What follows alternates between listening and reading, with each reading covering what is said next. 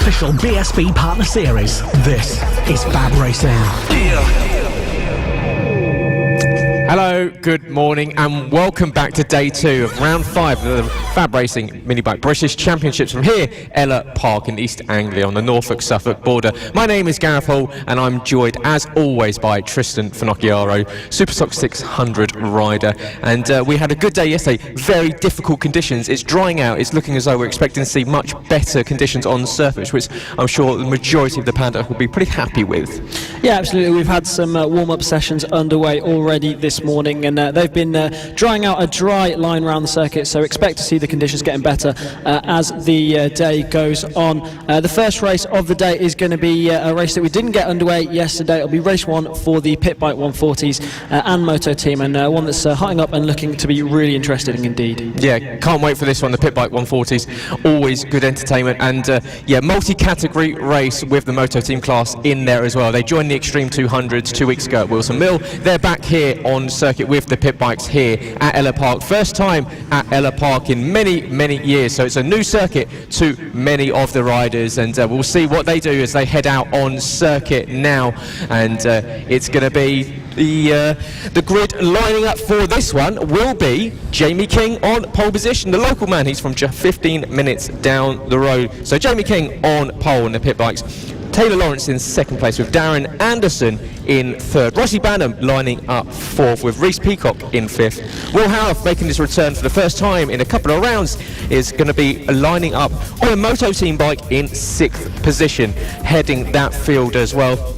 Jack Andrews in 7th with Harrison Crosby in 8th with Nathan Riggy 9th, Charlie Nesbitt lining up on 10th with Chris Wells and Sean Whittaker on row 6 in 11th and 12th. Marco Pandolfo in 13th with Simon Clowes, the current leader in that Moto team class, in 14th with Callum Beach 15th, Alistair Kinnaird 16th, Elliot Crosby 17th with Jason Pugh, who's had a really good few rounds in the Moto team class. He's lining up 18th with Ian Jackson 19th, Giorgio Scalata 20th with Roger Monks 21st, Kevin Gritton 22nd with Iona Glover and Eddie O'Shea, who unfortunately went down in qualifying and will be starting from the back of this one. So we're going to get to see her charging Eddie O'Shea. That's going to be a lot of fun. Yeah, absolutely, and it's an absolutely packed grid here for the Pit Bike 140 and Moto team, so he's going to need to get a really good start and climb his way through the pack early in the race, but expect to see him bashing bars and climbing through the pack as the race goes on. I wouldn't even put it past him to make his way all the way to the front and win the race, Gareth. No, absolutely not. We saw in Wilton Mill, Eddie was really enjoying himself. They're very strong in both the Extreme 200s and the Pit Bike 140. So Eddie O'Shea definitely one to watch from the back of the field, as you can see everyone lining up on the field. But if you've just joined us, good morning, welcome, and yeah, we hope you're enjoying your Sunday morning. You're here at Ellough Park with myself, Gareth Hall, and Trystan Finocchiaro as we watch round 5 of the FAB-Racing Minibike British Championship here at Ellough Park, and it's set to be another brilliant day's racing. Plenty of running, just race 2s, race 3s, and of course 1, 2 and 3 here for the Pit Bike 140s as they head out for their exploratory lap, their formation lap. But yeah, good morning and welcome to everyone. If you're watching at home, if you're brand new to FAB, it's always good to have everyone on board. And of course, if you're watching at home, get in touch with us by dropping into the comments. Let us know who you're watching, where you're watching from, and what you'd like to see throughout the day. Always good to hear from you. Of course, make sure you give us a like, share, follow, subscribe, comment, all that good stuff you do on the socials. And the Pit Bike 140s are roaring their way around the circuits as they're joined by the Moto team class. Of course, Trystan, double category in this one. You've got the Moto team and the pit bikes. Always makes very entertaining races. But Will Howarth, brilliant qualifying from him. He's back with a bang, 6th place, ahead of several of the pit bikes. Yeah, 6th place and pole position for the Moto team class. So he's the first Moto team rider on the grid, with second being Simon Clowes, who's 14th, so quite a bit bit way behind Will Howarth, so if Will Howarth can get a good start and get away with the front-running pit bike 140s, he'll definitely be in a good place to pick up a win here. Of course, Will Howarth has missed the last 2 rounds, but was back at Lid and was really strong there, so expect to see Will Howarth really strong at the front of the Moto team class. Equally expect to see Jamie King really strong at the front of this one as well. He's lining up on pole position and looking to take his 2nd win of the season. Of course, the last year's pit bike 140 champion looks to the lights, and they are away, and it's a good start from Jamie King, and Taylor Lawrence there also getting a good start, but it's Rossi Banham who got the inside line into turn 1. Jason Pugh there dropping a leg, and yeah, it's Rossi Banham who's taken the lead into the first corner. So Rossi Banham, a good start there from him from 4th position. Of course, BSB rider over in junior supersport class at BSB. You can see Will Howarth there with the Mkgp GP50 machine leading the Moto team class still as well, and right on the back of the front of these pit bikes. 4th place in the race overall, and leading the Moto team as we see a lot of riders down there. That's Simon Clowes who's down, who's leading the Moto team class in the championship.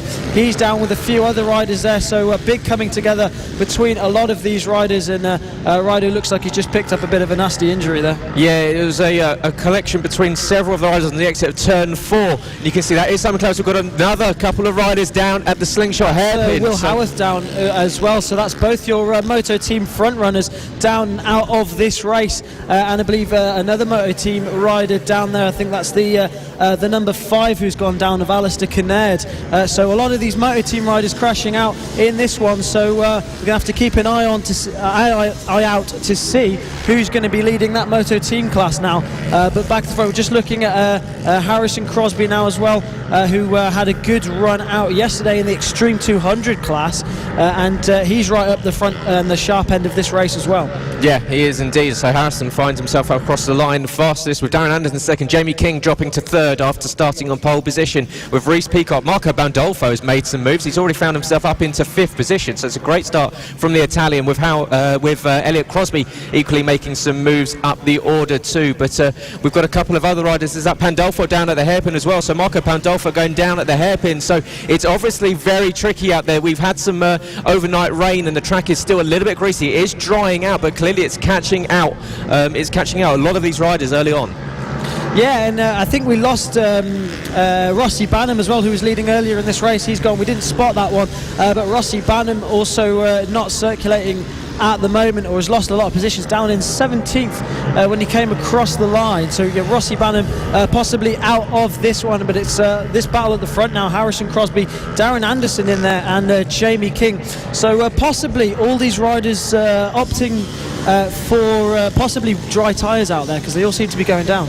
Yeah, and it's very tricky for a lot of these riders. You can see several of the bikes have already gone down early in this one, but everyone's staying on 2 wheels is doing a good job so far, because it is looking like that drying circuit is just catching a few of these riders out. Of course, it may be drying on the line. We've had a couple of warm-up sessions so far this morning, but you can see offline still a little bit of standing water, and that green concrete and the red and white curbs will still be very slippery. So these pit bikes that are usually used to using as much track as possible, possibly a little bit more confined to the black stuff this time.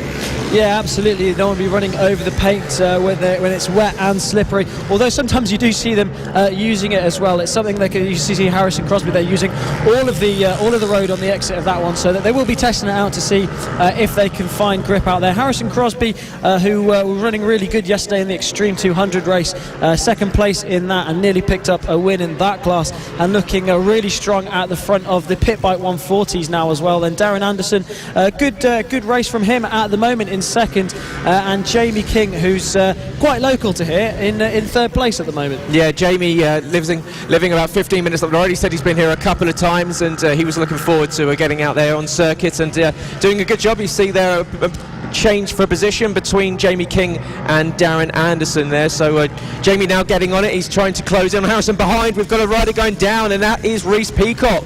And that allows Will Howarth now up into 4th position. So Reece Peacock, you see, just sliding down at the back end of the circuit. And unfortunately, that's out of 4th position there. So even now, a couple of laps in. We've got 8 laps left to go in this one. Already, we've already caught 6 or 7 different riders have been down on the deck. Yeah, absolutely, and that's a brilliant recovery as well from Will Howarth to still be in 5th place in this race overall. Leading the Moto team category currently then is the number 96 of Will Howarth. We just saw in the back of the picture there. Also Ian Jackson in 2nd place in the Moto team, just ahead of number 8 of Jason Pugh. So Moto team battle hotting up between the 2nd and 3rd place in the Moto team of Ian Jackson and Jason Pugh. Will Howarth quite a way in the lead in this one as Jamie King sets the fastest lap of the race on that last lap and now is right on the back wheel of Harrison Crosby. So Jamie King looking to try and find a way through on the number 93 of Harrison Crosby, who's just in front of him. So Jamie King picked up a win in the wet back at Lydd and looking to pick up a 2nd win here today at Ellough Park. He's last year's the 2019 Pit Bike 140 champion. Current championship leader is Charlie Nesbitt, but he's out of this one at the moment, so Jamie King could very well be challenging for the championship in this race. He's 28 points behind, so he'll dramatically close in that lead if he can pick up a win here today. Looking further back, they're just coming round to lap Iona Glover there, and they make their way through nice and cleanly, and Jamie King still looking menacing on the back wheel of Harrison Crosby at the moment. Yeah, Jamie King, as he takes the inside line, does he get up the inside as they go in towards turn 2 and turn 3? Not quite. Harrison closes the door, but Jamie's going to hold that inside line and try and get a run down towards the turn 4 hairpin as they get to the hairpin. Now it's caught out a lot of riders already, but Harrison doing a good job so far. Just a bit of defensive driving, and he's just holding off the charging Jamie King, as you say. Just he's looking very strong. We know he picked up a double race win back at round 2 at Lydd, and he's very good in these greasy conditions, isn't he? Yeah, he's like you say, he did really well back at Lydd in the greasy conditions. Also had some good results last time out at Wilton Mill, but he's equally as fast in the dry. Of course, it was the pole sitter in this race as well. So yeah, Jamie King, a regular front runner in this class, and of course last year's champion. Moto team leader still Will Howarth there in 4th spot in this race as well. So a brilliant recovery from him after that crash he had earlier on, and a shout out as well to the number 21 of Marco Pandolfo, who's in 5th spot in this race. So a really good running from him in this one. I believe that's going to be his best result as Jamie King takes the lead ahead of Harrison Crosby now. So Jamie King into the lead of this race. Yep, 5 laps left to go, and Jamie King takes the lead in it. And there you go. Where's on Will Howarth chasing down the 56 Darren Anderson. So Will Howarth on the cusp of a podium on his return to FAB after a couple of weekends out, and he is more than capable than charging up the front with these Pit Bike 140s, which is very impressive on that Moto team bike, isn't it, Trystan? Yeah, absolutely. Yeah, that Moto team bike's a Mkgp GP50 that he's running, but it's got a little bit more power than the GP50s we're used to seeing in the junior classes. Roger was telling me that it's a very quick GP50 indeed, and it proves it because he's really able to fight up the front of these Pit Bike 140 races, and he's always leading the Moto team by quite some distance as well. So really fast rider is Will Howarth, and on a very well prepared bike. Yeah, very much so. The top 4 have broken away by 16 seconds over anyone else, with Marco Pandolfo leading that second bunch of riders down from 5th downwards, with Reece Peacock, Rossi Banham and Harrison Crosby now dropping down the order, but Jamie King is still leading this one, and he's holding on to the field with Will Howarth still tailing Darren Anderson for that final position on the podium. But Jamie King is once again very, very strong in these tricky conditions. We had a word with him on Friday, and we said, well, you should have the advantage, you live just down the road, and he was like, no, don't put any pressure on me, but clearly that extra trip here to Ellough Park that he's had being a local is clearly working for him. Yeah, absolutely. He's managed to get a few extra laps compared to most other people, but of course pretty much a new circuit for absolutely everyone out there. So it's been really interesting to see how everyone's been tackling these conditions and this new circuit for most of these riders.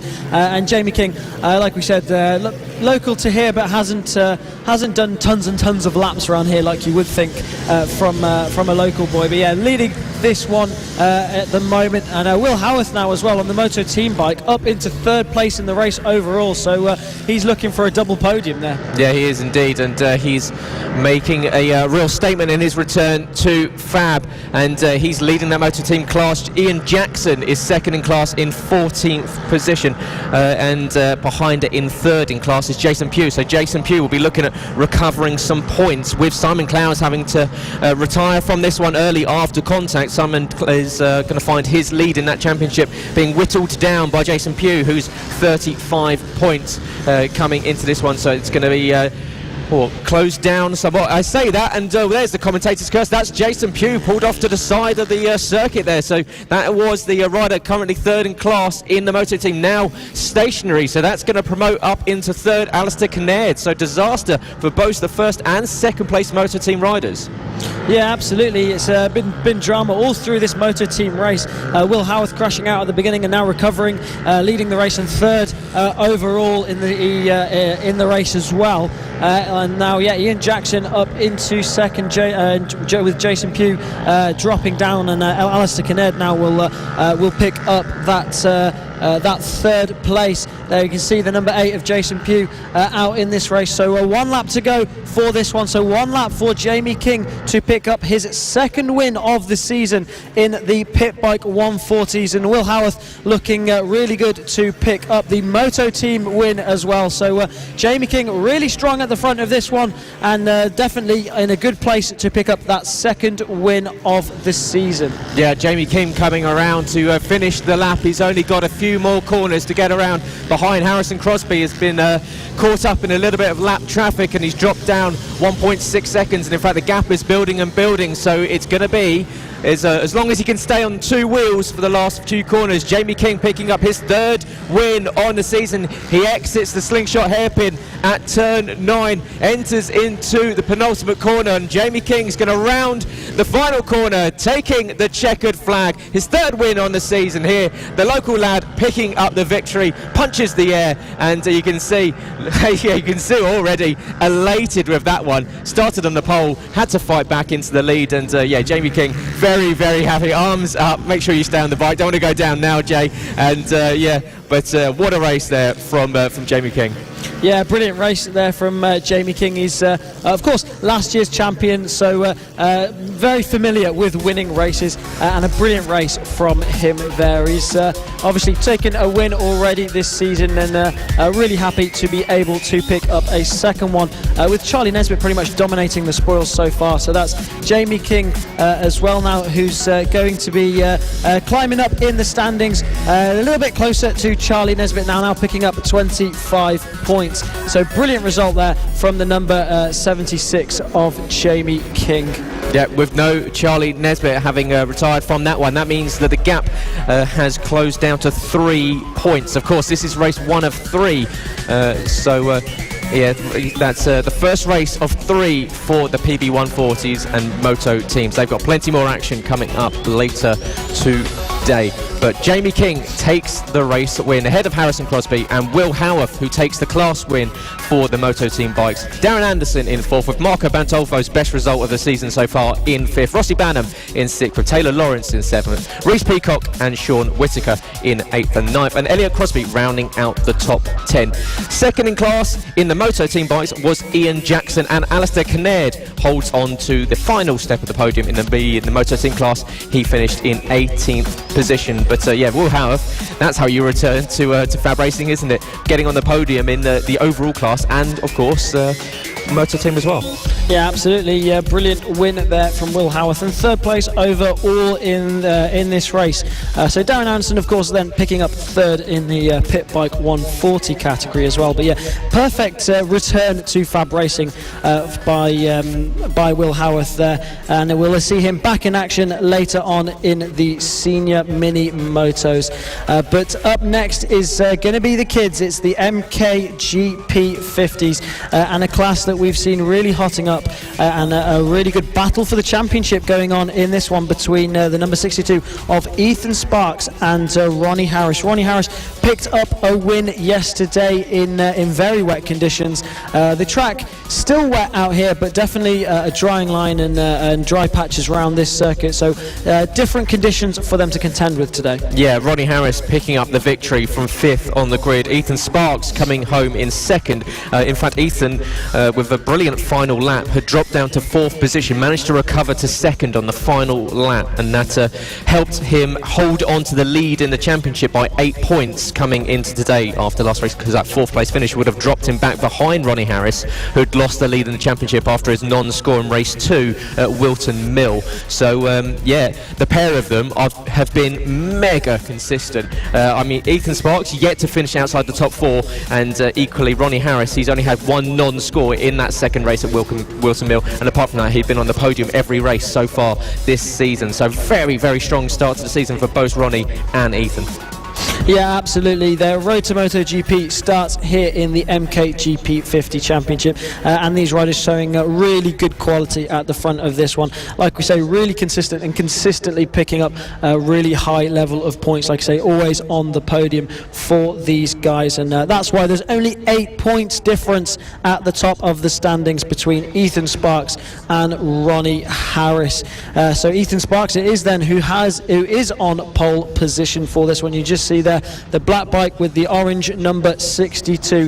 He's going to be looking to get one on Ronnie Harris today after he picked up the win yesterday. And Casey Sperry getting a good podium yesterday as well for the number 20. He also had some bad luck in the LC40 Elites, which we'll see later on. But it's Ethan Sparks who is on the pole position with the number 108 of Blake Wilson in 2nd. Number 146 of Clayton Edmonds is in 3rd place on the grid ahead of Harrison McKay and Ronnie Harris, yesterday's race winner, in 5th. The number 76 of Charlie Huntingford is in 6th place on the grid ahead of the number 11 of Harry Payne. Ollie Horner, who we're used to seeing on pole position, in 8th place, and the number 67 of Jacob Stevenson in 9th ahead of Cameron Saul, Philip Sorowiak, Warwick Brady, who picked up an injury yesterday.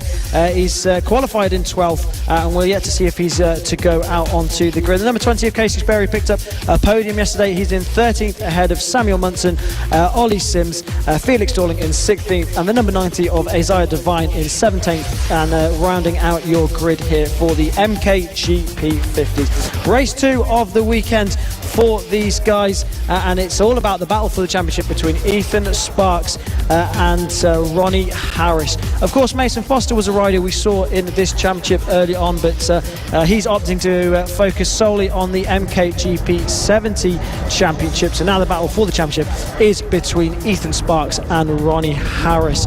And also, we're used to seeing a lot of riders battling for that 3rd place spot as well. Casey Sperry was the one who picked it up yesterday, but expect to see Harrison McKay trying to fight for a podium. Clayton Edmonds, Charlie Huntingford, Ollie Horner will all be looking to get a podium for this race 2 for the Mkgp 50s, and it's underway. A big wheelie there from the number 146 of Clayton Edmonds, and a brilliant start for Ethan Sparks, who just flies away off of the line and gets a very good start, and a good start as well for Ronnie Harris, but just dropping back a little bit at turn 1. Clayton Edmonds goes up the inside of him down into turn 2. You see Casey Sperry on the inside there as well, making a move on Charlie Huntingford on the Moto Technics sponsored Mkgp GP50. Clayton Edmonds just dropping a leg there down into the left-hander as they go down into turn 5 for the first time, and Ethan Sparks has already got quite a bit of a lead on this first lap. So he got a brilliant launch off the line, and yeah, unfortunate for Clayton Edmonds, lifting that front tyre allowed Ronnie Harris to sweep up the inside into turn 1. Clayton was trying to get back at him but not able to get the move done, but it is going to be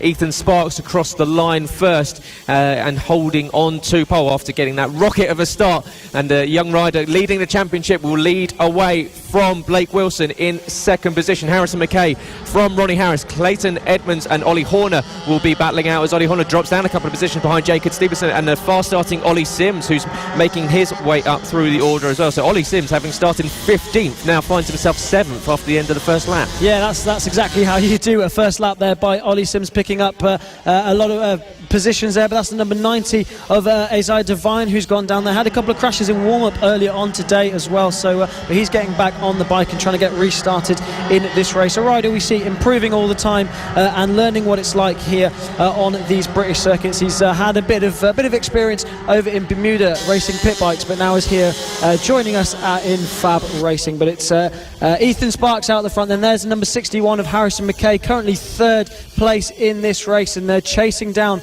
the number 8 of Blake Wilson just in front of him. Ronnie Harris there, and that's Blake Wilson down, and he's taken down the number 66 of Ronnie Harris as well. Unfortunately got collected by the bike of Blake Wilson. Nowhere for Ronnie Harris to go there, so that's your second place man in the championship down, trying to get that bike up and restarted in the middle of the circuit. So he's going to be trying to get back out and score some points. Damage limitation it's going to be then for Ronnie Harris in this race. Yeah, disaster there for Ronnie Harris, getting caught up in someone else's accident, and it's a real shame for the 66, who is starting very well and starting to close in on a number of the riders ahead. But it's going to allow Ethan Sparks, who sets the fastest time of 56.498 last time around, 2 seconds faster than anyone else on circuit. He's now got himself a 4.3 second gap over Harrison Mkgp. Clayton Edmonds now finds himself back up onto the podium positions after starting on third on the grid. He is back up in third. Jacob Stevenson, and that promotes Ollie Sims up another 2 positions. He now finds himself in 5th place. This is a brilliant race so far for Ollie.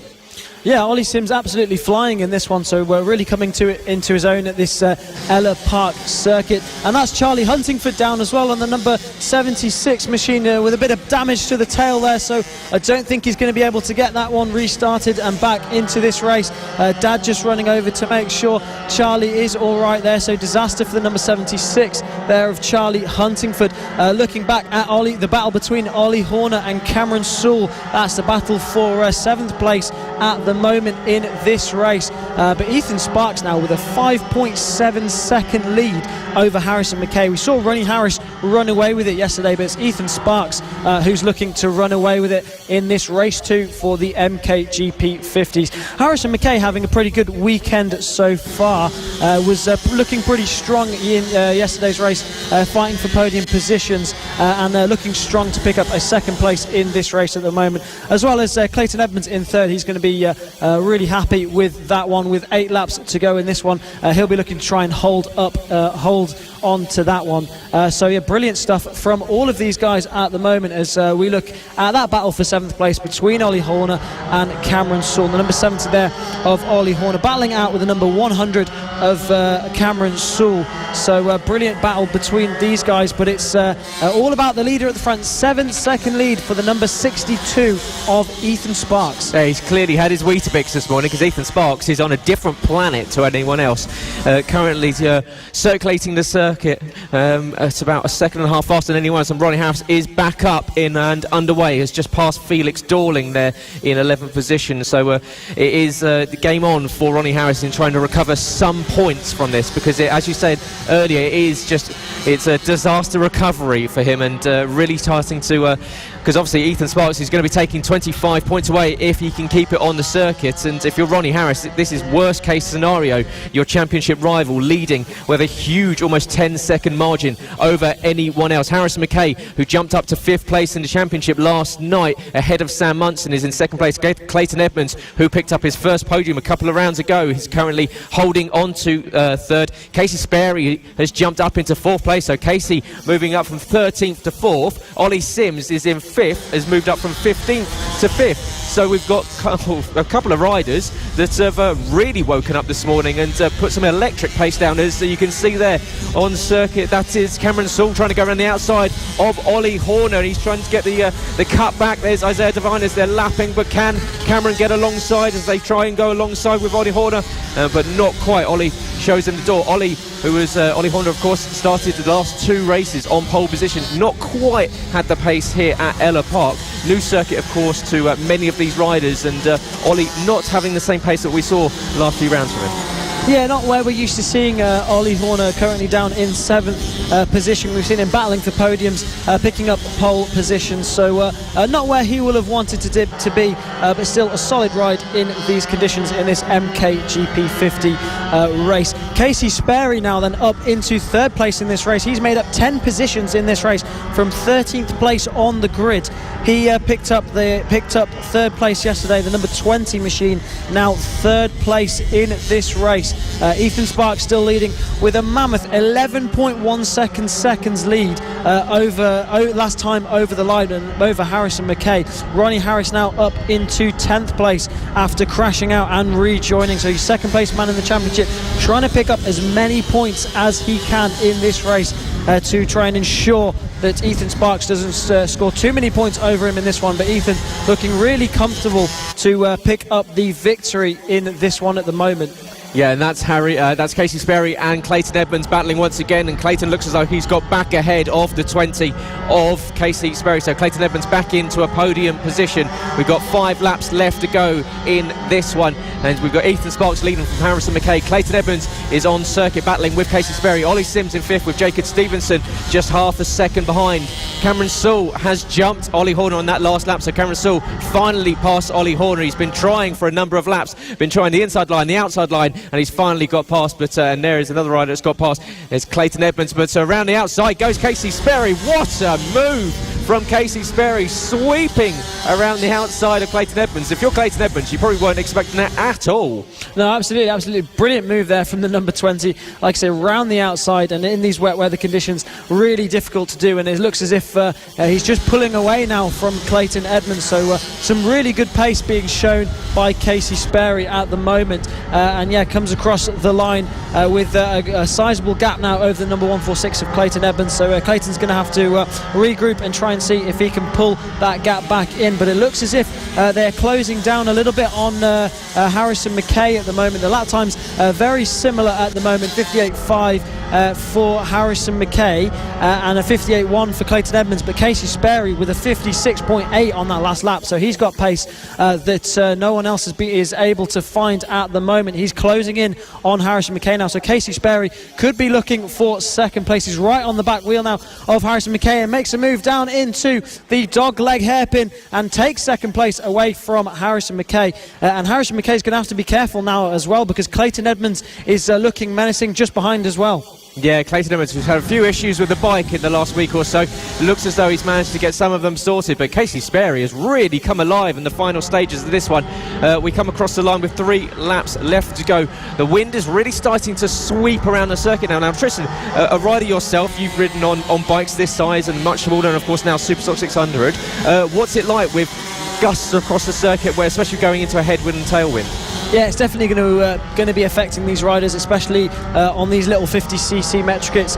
They're quite small, quite light, and they'll be easily blown around on circuit. So it's not something that they're going to want to be contending with, especially with a slippery circuit around this Ellough Park circuit at the moment. But now Clayton Edmonds looking really menacing onto the back wheel of the number 61 Harrison Mkgp on that True Heroes liveried bike there, and the number 146 looking to pick up another podium in this class, but he's going to have to pass Harrison Mkgp to be able to get it. Harrison Mkgp having a good weekend and in a good 3rd place at the moment, but it's he's going to be put under pressure by the number 146 of Clayton Edmonds at the moment. Ethan Sparks continuing to extend that lead out the front, just cruising a little bit at the moment, not putting down the pace that he was putting down earlier in this race, but it's he doesn't need to be, because he's got 13.2 seconds at the lead. The number 62 of Ethan Sparks leading this one by a long way. Yeah, doing a brilliant job as Ethan Sparks looking at picking up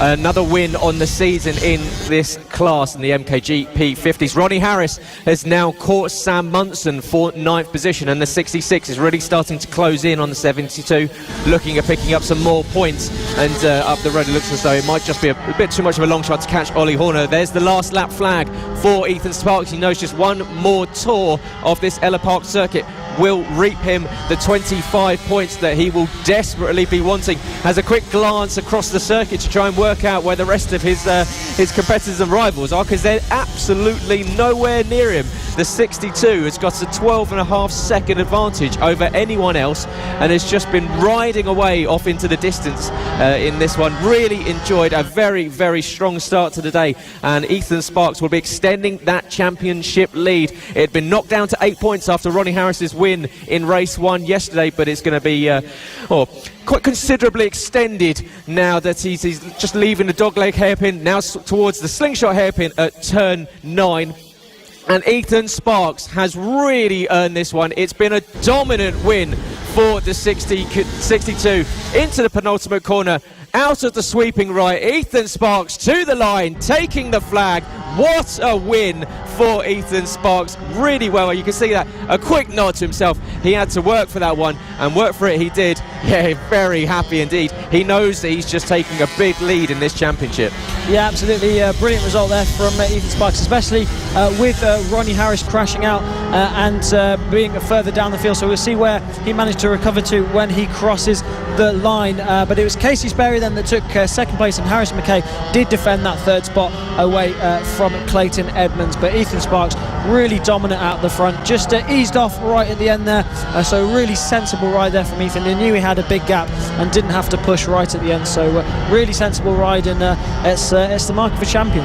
Yeah, absolutely so, and does it with the fastest lap of the race as well, 56.498. So Ethan Sparks, different planet to everyone else this morning. But Casey Sperry, what a race from the 20 bike, heading all the way up from 13th on the grid into second. Casey Sperry enjoying this circuit clearly, having done well in the mini bikes and on the Mkgp MKGP 50s. But Ethan Sparks is your race winner here at race 2 of the MKGP 50s, ahead of Casey Sperry and Harrison Mkgp, who beat off Clayton Edmonds' challenge in the final stages by just under a tenth of a second. Ollie Sims, brilliant race from the 73, finds himself up from 15th to 5th. Cameron Sewell in 6th with Jacob Stevenson 7th. Ollie Horner in 8th with Ronnie Harris recovering to 9th position, having passed Samuel Munson with 2 laps to go in 9th place. Sam Munson in 10th, and then outside the top 10, Philip Soroviak, Felix Dorling, Harry Payne and Azar Devine in 14th position. Unfortunately, we lost Charlie Huntingford, Blake Wilson and a non-start from Warwick Brady. Yeah, really unfortunate for Warwick Brady, crashing out yesterday in the LC40 Elites, and unfortunately won't be racing today with a cracked collarbone, so we understand. But next out is going to be the Senior Mini Moto Championship, a championship that we've seen quite interesting and always throwing up some surprises. Yeah, very much so, and it's going to be fascinating to see. We saw Bernie Hook yesterday sort of staying with the top 2 of Holly Harris and Andy Weed, and in the final stages just falling away a little bit, and that's something that we saw back at Wilton Mill a few weeks ago. He's just picking up those consistent points, not making sure that he makes any silly mistakes, not getting involved in any battles he doesn't need to get involved in. He knows that he's got this huge lead in the championship coming into this one, a 79-point gap between himself and Matt Birkin, who's not here this weekend. Holly Harris's second place yesterday after really unfortunately for her, losing the lead on the last lap of the race to Andy Whedon, with Andy picking up his first win on the season. But Holly Harris's brilliant performance in that first race, unfortunately not reaping her the result that she wanted, but she does move up to 3rd in the championship on 148 points, and she leads into turn 1 with the pole position. Holly Harris on 1st with Andy Whedon in 2nd, yesterday's race winner. Will Howarth in 3rd place, with Bernie Hook lining up 4th, of course, finished on the podium. Dom Craden in 5th, he was a non-finisher yesterday, with Paul Nichols lining up in 6th. It's a smaller grid for the senior mini motos. We've not got Matt and Josh Birkin, and we do miss them because they do provide us a lot of entertainment. But if you're Bernie Hook, that's your eyes are beaming with no Matt Birkin, because Matt was triple race winner back at Wilton Mill, looked very, very strong, and Bernie Hook's championship lead had been whittled down, but it's now been re-extended. So yeah, I'm sure if you're Bernie, you're pretty happy with a missing dual Birkin. Yeah, absolutely. But Will Howarth is back this weekend, and he's back on the grid for this one. We saw how strong he was back at Leeds. And also Nick Bennett will be joining the grid for this one. Wasn't here earlier in the weekend, so this is the first time he's going to see this circuit. Was in warm-up, and he's going to be joining onto the back of this grid in 7th spot on the grid. So watch out for him. It's going to be a tall order for him, starting from the back of the grid and having to learn this circuit as he's going around here in the race. Of course, no dry track time for him, but it's still only a drying line around this circuit at the moment as we wait to get this race underway. And it is a good start there from the number 15 of Holly Harris from pole position, leads down into turn 1, and Bernie Hook now into 2nd place. Yeah, good start there from Bernie Hook, who swept around the outside of Andy Whedon into turn 1, of course, with that gold visor. But Holly Harris getting a good run off the line, and she holds on to the lead of this one as they enter into the infield section for the first time. But Bernie Hook looking very, very strong early on, and he's staying right on the tail of Holly Harris, but you can see ducking down, trying to negate any sort of aero distribution here and to make yourself as streamlined as possible in these mini bikes. But heading down towards the dogleg hairpin for the first time, Holly Harris holding on to the lead of this one. And I'm sure if you're Holly Harris, after losing the lead on the last lap in race 1, will be absolutely desperate to make sure she converts that into a race win this time around. Yeah, absolutely. 2nd place yesterday, and we'll be looking to go one better in this one today. But Nick Bennett there on the red bike, only seen this circuit for the first time this morning, and already on the back of this front group, just on the back of Andy Whedon, the number 7, who won the race yesterday, and with Will Howarth leading that group as well. So already in a battle for the podium, and he hasn't even seen this circuit yet. But Holly Harris then setting the fastest lap on that last lap, and has about a 2nd lead over the line over the championship leader, the number 0 of Bernie Hook. Holly Harris now moving up into 3rd place in the championship overnight after securing a good 2nd place yesterday. Bernie Hook still in 2nd, a bit of a lonely 2nd at the moment for Bernie Hook, but what can Will Howarth do on the number 96 machine just behind? You see there with the all black leathers, just in front of the number 7 of Andy Whedon, and Nick Bennett doing really well to stay on the back of these guys. Yeah, very much so, and he is quite comfortably staying with yesterday's race winner Andy Whedon. Will Howarth, who's already taken 3 wins on the season back at Lyd when he joined us for the first 2 rounds of the season. He's not quite closing in on Bernie Hook, but you can see Holly Harris now extending that gap up the front. She's now brought it up a little bit. Fastest lap there for Nick Bennett at 57.926. So Nick Bennett really starting to put some serious laps in, trying to challenge with Will Howarth and with Andy Whedon, trying to sweep to the inside. In fact, gets the position. Will he have the cut back down on him going into the infield section? No, he managed to make the position there, so great move into turn 3. Yeah, really good stuff from Nick Bennett. He doesn't need practice, he doesn't need qualifying. He goes out there, sets the fastest lap of the race, and is challenging for podium positions. Right on the back wheel now of the number 7 of Andy Whedon, and Andy Whedon now right on the back wheel of Bernie Hook. So this battle for 3rd place is now turned into a battle for 2nd, and Holly Harris not far in front at the moment either. So Bernie Hook closing in on Holly Harris, and at the same time the number 7 of Andy Whedon has closed in on Bernie Hook. So this is turning into a battle for the lead now. Nick Bennett all the meanwhile in this battle for the lead as well. And here comes the 7 to the inside of Bernie Hook. Does he get the line into turn 1? It does look as though Andy Whedon may get the position up into turn 1. Bernie Hook might even lose 2nd and 3rd position, because Andy Whedon's having a look to him. Nick Bennett's having a look to him as well, but Bernie Hook just holding on to position. This is allowing Holly Harris to just get that little bit of a gap up in the front of the field. And behind, right in 6th and 7th, Dom Craden and Paul Nicholls having a right ding-dong on circuit as they fight over 6th and 7th position as well. So Dom Craden, the 00, and Paul Nicholls, the 24, battling over 6th and 7th. But there is Nick Bennett, Will have Paul and Andy Whedon fighting over the 3rd place. Andy Whedon is currently holding on to Bernie Hook and Andy Whedon, of course, that have been involved in this race-long battle. It is allowing Holly, I say that as the 7 of Andy Whedon closes in on Holly Harris, and she's going to look behind her and think, oh, it's deja vu. I get to see you in my peripheral vision again. And once again, Andy Whedon looking very strong late in this race.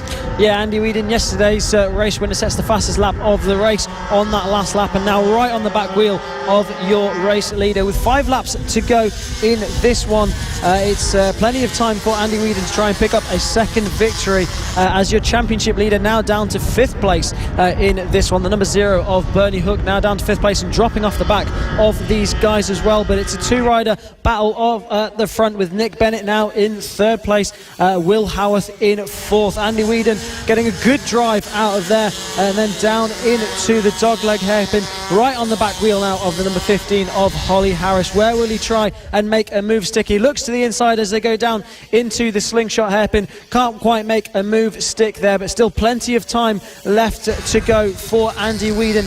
4 laps to go it'll be when they cross the line down into the final corner, coming to cross the line, and 4 laps to go in this race. Nick Bennett, a distant 3rd now, is going to have to defend that from Will Howarth, who's looking ominous just behind.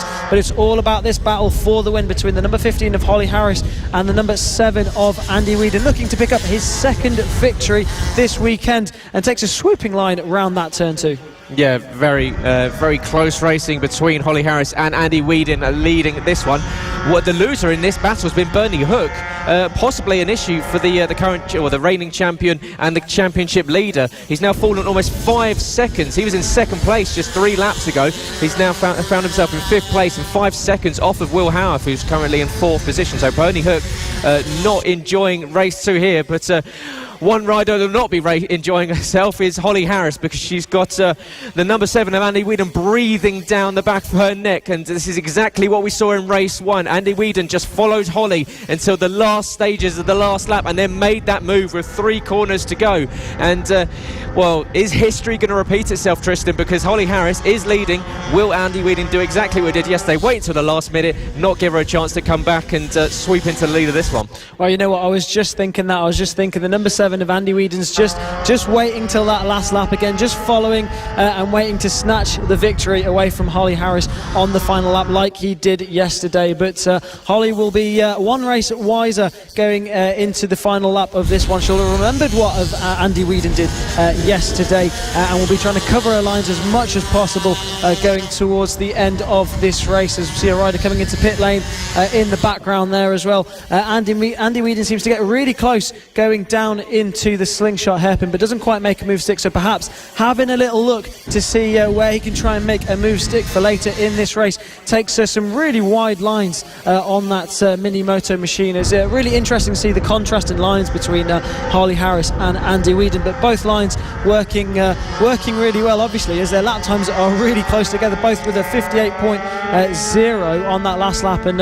really close lap times for these 2 guys at the front. But it's Andy Whedon taking that wide line again into turn 2 as they head down into the left-hander once again, down towards turn 5, and that's Nick Bennett that's gone down, crashing out of 3rd place, trying to get the bike restarted, straightening up the handlebars and trying to get back into this race. So Nick Bennett, who hasn't seen this circuit before today, was in 3rd place in this race and now crashed out. But it's all about this battle at the front. They go down into the slingshot hairpin for the penultimate time, and then down into the left-hand hairpin before the right-hander, and it's going to be 1 lap to go for these guys as they come across the line. What can Holly Harris do? She knows that Andy Whedon is going to have a look to send it down the inside into the final lap. There's the last lap flag. She's just got to hold on for 11 more corners, but Andy Whedon will be thinking, I did it last time, I did it yesterday, I'll do it again. But she's got a little bit of a gap here, but it is the infield section where Andy starts to close in on her, and he sets himself up for a move in towards the late stages of the lap. So he has once again closed in as they exit the hairpin at turn 4, run down the back straight at the infield section in towards turn 5, a quick left-hander now to the dogleg hairpin, and you can see that gap has really closed up. It's going to go right down to the wire. To the inside goes Andy Whedon. Is he going to get the inside line? He does. He takes the lead on the final lap. Holly Harris, can she come back? You can see trying everything down into the slingshot hairpin. Not quite close enough. Once again, in exactly the same place, Andy Whedon makes the move. Holly Harris looks to the inside. Not quite close enough. It's covered off by Andy Whedon. Back on the power. Andy Whedon to the line. Holly Harris behind. Exactly the same has happened. Andy Whedon steals it on the final lap. Holly Harris picking up another 2nd place finish, and she will be gutted with that. That's the 2nd time in 2 days. You could see she was not happy. The history has repeated itself. Lightning has struck twice, deja vu, all of those things, and unfortunately for Holly, that's another win stolen from her with just a few corners left to go. Yeah, but it is still 20 points in the championship. She'll have closed in on Matt Birkin for second. She'll just be in third spot, but just 1 point behind Matt Birkin at the moment. So in the next race, she'll be looking to take second place in the championship away from Matt Birkin. But it was Andy Whedon that took the victory away from Holly Harris in that one. She went for the inside line down into the penultimate corner. Perhaps could have got the drive to the line if she took a bit of a wider line and got the drive out of that one, but something she will have learned and be one the wiser for into the next race. So Andy Whedon then picking up 2 victories so far this weekend in the senior mini moto category, and Holly Harris picking up 2 second places. Will Howarth with his return to the senior mini moto championship now took third place in that one, ahead of Nick Bennett, who crashed out, and Bernie Hook, your championship leader, 5th in that one, and rounding out that race with Paul Nichols and Dom Craden crashing out in that one. If you've just joined us, this is the FAB-Racing mini bike British Championships. It's round 5 and we're at Ellough Park, and we've seen some exciting action so far, and going out onto the circuit now then is the AC40 Pros. These are riders riding air-cooled 40cc mini motos.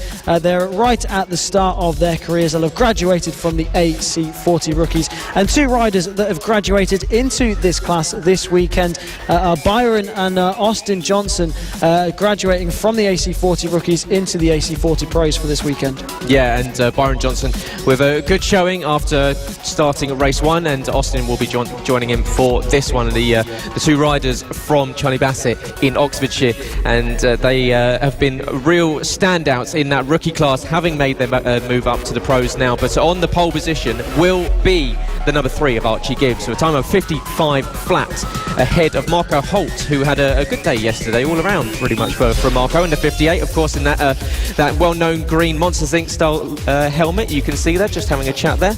And in third place you've got Thorley Trevorrow and then Ethan Sparks, who of course had a dominant win in the Mkgp 50s just a few races ago. He's back on the mini bikes and his lines up in 4th. Archie O'Brien in 5th, with Luke Fitchett in 6th. Josh Williams in 7th. Byron Johnson making his debut weekend in the pros in 8th. Bill Harris in 9th, with Nola Guillory in 10th. Bailey Lawrence in 11th, and I would imagine Austin Johnson will line up in 12th position. So it's going to be, once again, and Trystan, it's a week, the AC40 Pros, these are riders from, as you say, they're starting their career in this road to MotoGP, the official partner of the BSB here at FAB-Racing. It is the start of their career. They're as young as 6 years old, which is brilliant to see them. We said yesterday, in very tricky conditions, and you can see the track is starting to really dry up now. It's starting to get really patchy, so the grip will improve, the times will improve, and these riders will get faster and faster. And it's very impressive to see these riders, as we said, as young as 6 years old, really throwing the bike into the corners and holding full commitment on these AC40 Pro bikes. Yeah, absolutely. It's brilliant to see these guys. They're all learning the trade, all learning their racecraft, and improving all the time. And we see it all the time. Championship leader in this one, Ethan Sparks, who's also at the front of the Mkgp 50 Championship. So it's also brilliant to see these guys moving up through the ranks. And this is where it all starts. But it's the number 3 of Archie Gibbs. Picked up second place yesterday. He starts from pole position. Will he be able to convert that into a win today? He will be looking to do that as they look to the lights for race 2 for the AC40 Pros, and it's underway. A good start there from the number 3 of Archie Gibbs, and it's the Ethan Sparks who makes his way up into second place now. A good start from Ethan, back from 4th on the grid, took the inside line into turn 1 and picks up that second place in this race. So will he be able to charge and catch Archie Gibbs out front? Yeah, brilliant start there from Archie. Went a little bit wide on the exit of turn 1, but managed to get back on the power and held on to a good gap over Ethan Sparks, as you say. Brilliant start from the 62 from 4th into 2nd, getting past Thorley and Marco into turn 1. But yeah, if you're Archie Gibbs, you've got to hope that he can hold on to this one, because 2nd place yesterday for Archie Gibbs. Ethan Sparks, of course, was yesterday's race winner. Marco Holt picking up a podium in 3rd place as well. So Marco, who is found himself in 3rd position once again, but is going to try and close in on this battle. It's now Ethan Sparks closing in on Archie Gibbs. So Ethan, having started in 4th position, is now right on the tail of Archie Gibbs as they exit turn 1 for the 2nd time. And in fact, he's trying to look up the inside line into Archie Gibbs. Archie takes a quick look behind just to see where Ethan Sparks is, and Ethan, I'm sure, will be buoyed by that result that he's just had in the Mkgp 50s, and he'll be looking at translating that over onto these mini bikes. Yeah, absolutely. Already picked up a win today and looking to pick up a win on the mini moto class in this AC40 Race 2 here at Ellough Park. We were just looking earlier at Austin Johnson, who's on the back of this race, the number 27. He's moved up from the AC40 rookies into the AC40 pros and making his debut in this one, as he was racing in the rookies yesterday. Scored 234 points or over, which means he's had to move up, and he's now up into 10th place in this race. But this battle at the front then between the number 3 of Archie Gibbs and Ethan Sparks really hotting up for these guys. Race 2 for the AC40 pros. We saw Ethan Sparks absolutely flying yesterday, taking a win ahead of Archie Gibbs. Will he be able to get one on him today as well? Thorley Trevorrow now down to 7th place, so he's dropped through the order from 3rd place on the grid. But it's all about this battle at the front now then. The number 3 of Archie Gibbs defending from the number 62 of Ethan Sparks, looking menacing in behind him, and he set the fastest lap of the race on that last lap with a 56.4, although Archie Gibbs with a 56.4 also on that last lap, as we see a change for 3rd place there between Archie O'Brien snatching 3rd place away from the number 58 of Marco Holt, who is having a really good weekend so far. 3rd place yesterday in the AC40 Pros, and also picking up the LC40 Elite win. Luke Fitchett there also on the back of that battle for 3rd place, and Josh Williams a little bit further back there in 6th, also trying to get on the back of this battle for 3rd. He's 2nd place in the championship, and 47 points adrift from Ethan Sparks, who's out the front. Yeah, Archie Gibbs and Ethan Sparks are having a right battle at the front of this one. It's the start of their young careers. They want to head towards MotoGP, BSB, all of the top tier bike championships in the world, and they are doing it in some style. Ethan Sparks was half a tenth of a second behind Archie Gibbs and tried to look to the inside. Behind, you've got this battle going on between Archie O'Brien and Marco Holt. So all throughout the field we see battles going on. Luke Fitchett has equally got Josh Williams for company as well, and then we've got Bill Harris and Byron Johnson down in 8th and 9th position, and so it is all happening. There's Ethan Sparks as he tries to go side by side with Archie Gibbs into turn 1. Does he get the move done? Not quite. Archie Gibbs closing the door and holding on to this one, but once again Ethan trying to sweep to the inside. Archie doing a brilliant job of holding on to the lead this one, but Ethan is not giving up, and this is brilliant racing from riders, of course, very, very young, but brilliant racecraft, and Archie giving him the room but closing the door when he needs to. Really good defensive riding from the 3. Yeah, the number 62 of Ethan Sparks doing everything he can to try and find a way through on the number 3 of Archie Gibbs, but Archie doing a brilliant job to ride defensively and try and make sure there's no way through for the number 62 of Ethan Sparks. Still 5 laps to go in this race, so plenty of time for a battle to brew between these guys, and expect to see them swapping positions towards the end of this one as they head into the final corner, down on into the home straight, crossing line. 4 laps to go for these guys as they're side by side on the finish straight, and Ethan Sparks was looking to make a move into turn 1. Did he take the lead? We'll find out shortly, but it's Archie O'Brien still leading that battle for 3rd place. No, it's still the number 3 of Archie Gibbs who's leading this one ahead of Ethan Sparks. Ethan Sparks gets an absolute rocket of a launch out the final corner. 17 thousandths of a second split the leading pair as they came across the line, but Archie Gibbs just holding onto that inside line into turn 1, and once again he's got Ethan Sparks all over his rear tyre, and Ethan looking very racy indeed in this one. 4 laps left to go. We've got about 3.5 as they come into the slingshot hairpin. Ethan Sparks once again having a look to the inside, but Archie closing the door.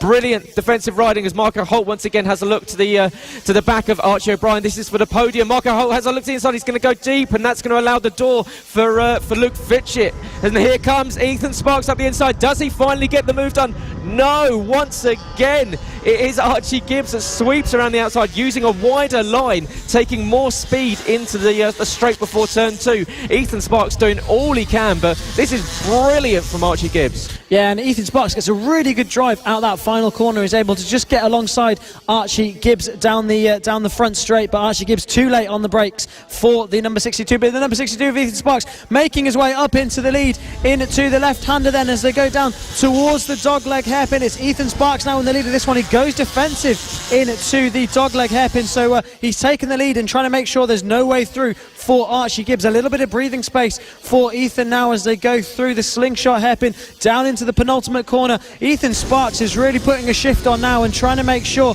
he can make a gap between him and Archie Gibbs. Can Archie Gibbs get onto the back wheel of Ethan Sparks? He's definitely got a bit of a gap now. 0.6 of a second it was over the line, so Ethan Sparks now flying now that he's taken the lead of this race. Yeah, he's starting to build that gap. Archie Gibbs did all he could to hold back a flying Ethan Sparks, but now Ethan's got into the lead of this one. As down goes Archie O'Brien. Down goes Archie O'Brien at turn 2, sliding off into the infield. That promotes Marco Holt up into a podium position. So currently it's exactly what we saw yesterday. Ethan Sparks leading from Archie Gibbs, from Marco Holt, and disaster there for Archie O'Brien, just losing the adhesion on the tyre, sliding down back on his feet, back on the bike, and but unfortunately for Archie O'Brien, drops him out of the podium. But yeah, it promotes the 58 now up into 3rd position, and Luke Fitchett now up into 4th. Yeah, and I wonder if that move that Ethan Sparks made to take the lead of Archie Gibbs just unsettled Archie a little bit, because he seems to be putting the pace down a little bit more now, and he's set a quick lap on that last lap, but Ethan Sparks with the fastest lap of the race on that last lap. So Ethan Sparks flying out the front and trying to pull away from Archie Gibbs. It was 1.5 seconds on that last lap, so Ethan Sparks doing all he can to pull away from Archie Gibbs. With 1 lap to go in this race, 1.5 seconds was the lead over the line, and there he is, Ethan Sparks. You can see a big gap between him and Archie Gibbs now, so Ethan Sparks looking really comfortable on this final lap to take the win. He's done a brilliant job in this race from 4th place on the grid, got a brilliant start up into 2nd, caught up to Archie Gibbs, followed him for a little bit, and then took the lead right at the end and then pulled away as he goes into the penultimate corner for the final time, down into the final corner. Absolutely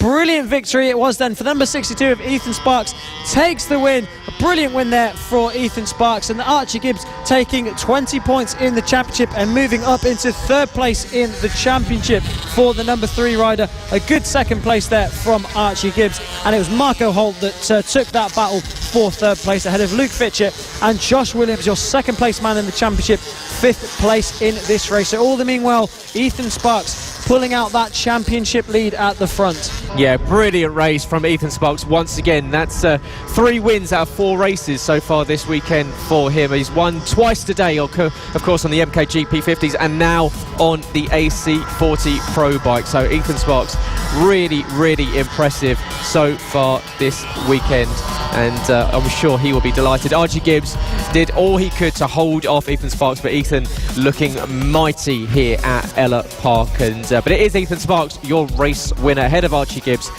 Marco Holt making it the exact same podium we saw yesterday, with Luke Fitchett making his way up to 4th, Josh Williams in 5th, Archie O'Brien in 6th, with Thorley Trevorrow in 7th, Bill Harris in 8th, with Byron and Austin Johnson rounding out the top 10 ahead of Noah Guillory in 11th position. But once again, Ethan Sparks on top, which is a position that we've seen him multiple times this season. He adds to a plethora of race wins in the AC40 Pros, and yeah, he is looking very much the rider to beat in this one, if not the possible, of course, anything can happen in racing, but a runaway championship leader. Yeah, absolutely. Looking really strong. I mean, picking up 2 wins now this weekend. So Ethan Sparks looking really comfortable at the front of this AC40 Pro Championship. Of course, he was second place in the AC40 Pros last year. So he's looking to go one better this year, and he's doing it in fine style at the moment. Just stretching that lead that he has over Josh Williams. Archie Gibson moving up into 3rd place in the championship with that 2nd place in that one. But going to the AC40 rookies now, very similar class to the AC40 Pros on air-cooled 40cc mini motos, but all these riders running one standard Blatter engine. They all have to run that engine to keep everything fair, keep everything standard, and all these riders, it's a cup championship, so all these riders looking to move up into the AC40 Pros later on. Back when I was racing, we didn't have the AC40 rookies class, but a brilliant addition to the FAB-Racing Championship, and it's a brilliant class that lets these riders come in their first season of racing and fight for podiums and fight for wins. Yeah, very much so, and it offers them that, as you say, that cup competition. It's not a full championship. It does allow them to be promoted up into the AC40 Pro class, and yeah, just hone those skills, build that racecraft, and get used to racing with other bikes on a circuit. It's very easy to go out and practice and do track time on your own, but it's all about when you're on circuit with several other bikes. That's when it counts. And this season, with Austin and Byron Johnson now being promoted up to the pro class, it's Finley Polhill who will be lining up on pole position, who will be, I'm sure, leading the field away. So Finley Polhill, who was a very strong race winner in Lid at the start of this season, and yeah, he's been mentally strong. We've seen him go down, get back up, straight back on it, fight through the field. So Finley Polhill, one to watch out for, definitely into the AC40 Pros, I'm very sure, in the near future. He'll be lining up on pole position ahead of Harrison Day in 2nd place, and then back in 3rd we've got Lewis Hull with Valentino Kirk in 4th, Oliver Hall in 5th with Sam Gardner 6th, Travis Shaw 7th with Callum Maxwell 8th, Chloe Saul 9th with Zach Penagar 10th, and Aidan Belton rounding out the grid. But yeah, we look through the field. Of course, it was a brilliant race yesterday for Oliver Hall. He was eyeing up a medal, eyeing up a podium, and yeah, he got even better yesterday.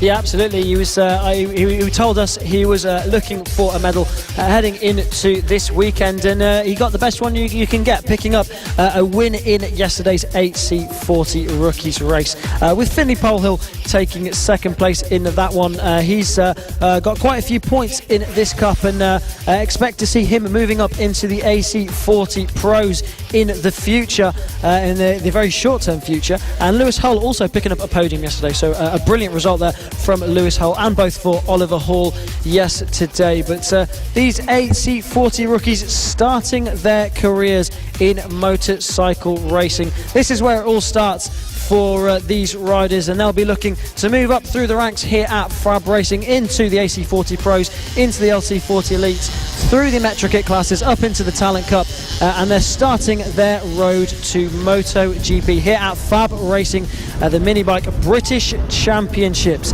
the official partner series to the Bennett's BSB. And these riders looking to make their way up through these classes and into professional motorcycle racing. And this is where it all begins, and their attention now is on race 2 for the AC40 rookies as they line up on the grid for their 2nd race of the weekend here at Ellough Park. Finley Polhill is lining up on pole position and looking to take the whole shot down into turn 1 as the eyes go to the lights, and they get a good start as they get away from the line. It's a good start there from Finley Polhill, and Harrison Day then slotting into 2nd place as they go down into turn 1. Oliver Hall getting a good start. You can see him making up positions there, looking to the inside as they go down into turn 2, trying to make a move there on Lewis Hull. Couldn't quite make a move stick just at that point. Looking back, Aidan Belton a little bit further back as well there, and a few riders enjoying their racing further back in this class as well. Travis Shaw there as well, looking to the inside of that corner as well, but it's the breakaway 2 at the front between Finley Polhill and Harrison Day at the moment. Yeah, brilliant start there for Finley Polhill. Got a good run off the line, onto the bike, into the corner, and has held on to the lead ahead of Harrison Day. Behind Valentino Kirk just lost the position in the infield section there and drops down to 5th position. But yeah, Lewis Hull and Oliver Hall once again right on it. We saw, unfortunately for Lewis, going down in the late stages cost him possibly that chance of fighting for the win, but he still managed to recover back to a podium. But Finlay Polehill comes across the line already with over a half a tenth of a second gap between himself and Harrison Day. Oliver Hall has moved up into third place ahead of Lewis Hull, who does drop down to fourth. Sam Gardner is in fifth, with Callum Maxwell sixth, Valentino Kirk in seventh, Travis Shaw eighth, Aidan Belton moving up a couple of positions ahead of Zach Pennegar and Chloe Sewell, who's dropped to 11th position. But if you're Finlay Polehill, this is exactly what you need, just getting to the front and hopefully controlling the race. With Harrison Day, of course, Harrison involved in that contact with Austin Johnson in yesterday's race, cost him that chance of fighting for the win, because of course on Friday during practice Harrison was looking very strong here at Ellough. Yeah, Harrison Day having a really good weekend so far this weekend, but unfortunately just not getting the result he would have wanted yesterday. But second place on the grid and looking really strong in this one, right on the back wheel of Finlay Polehill in this one. Looking at Oliver Hall now, the number 3, just defending that third place from Lewis Hull. Both these riders on the podium yesterday and looking to pick up another one today. The number 11 there as well of Sam Gardner in that podium battle.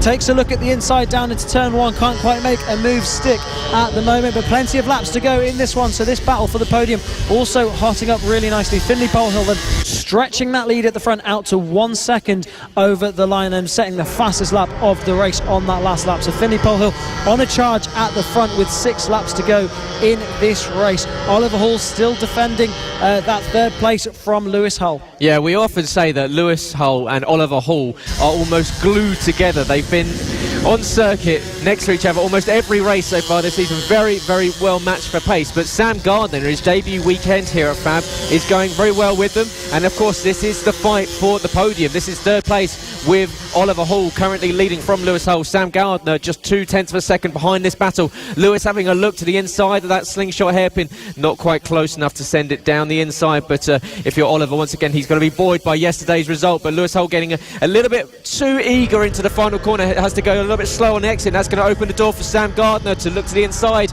in towards turn 1.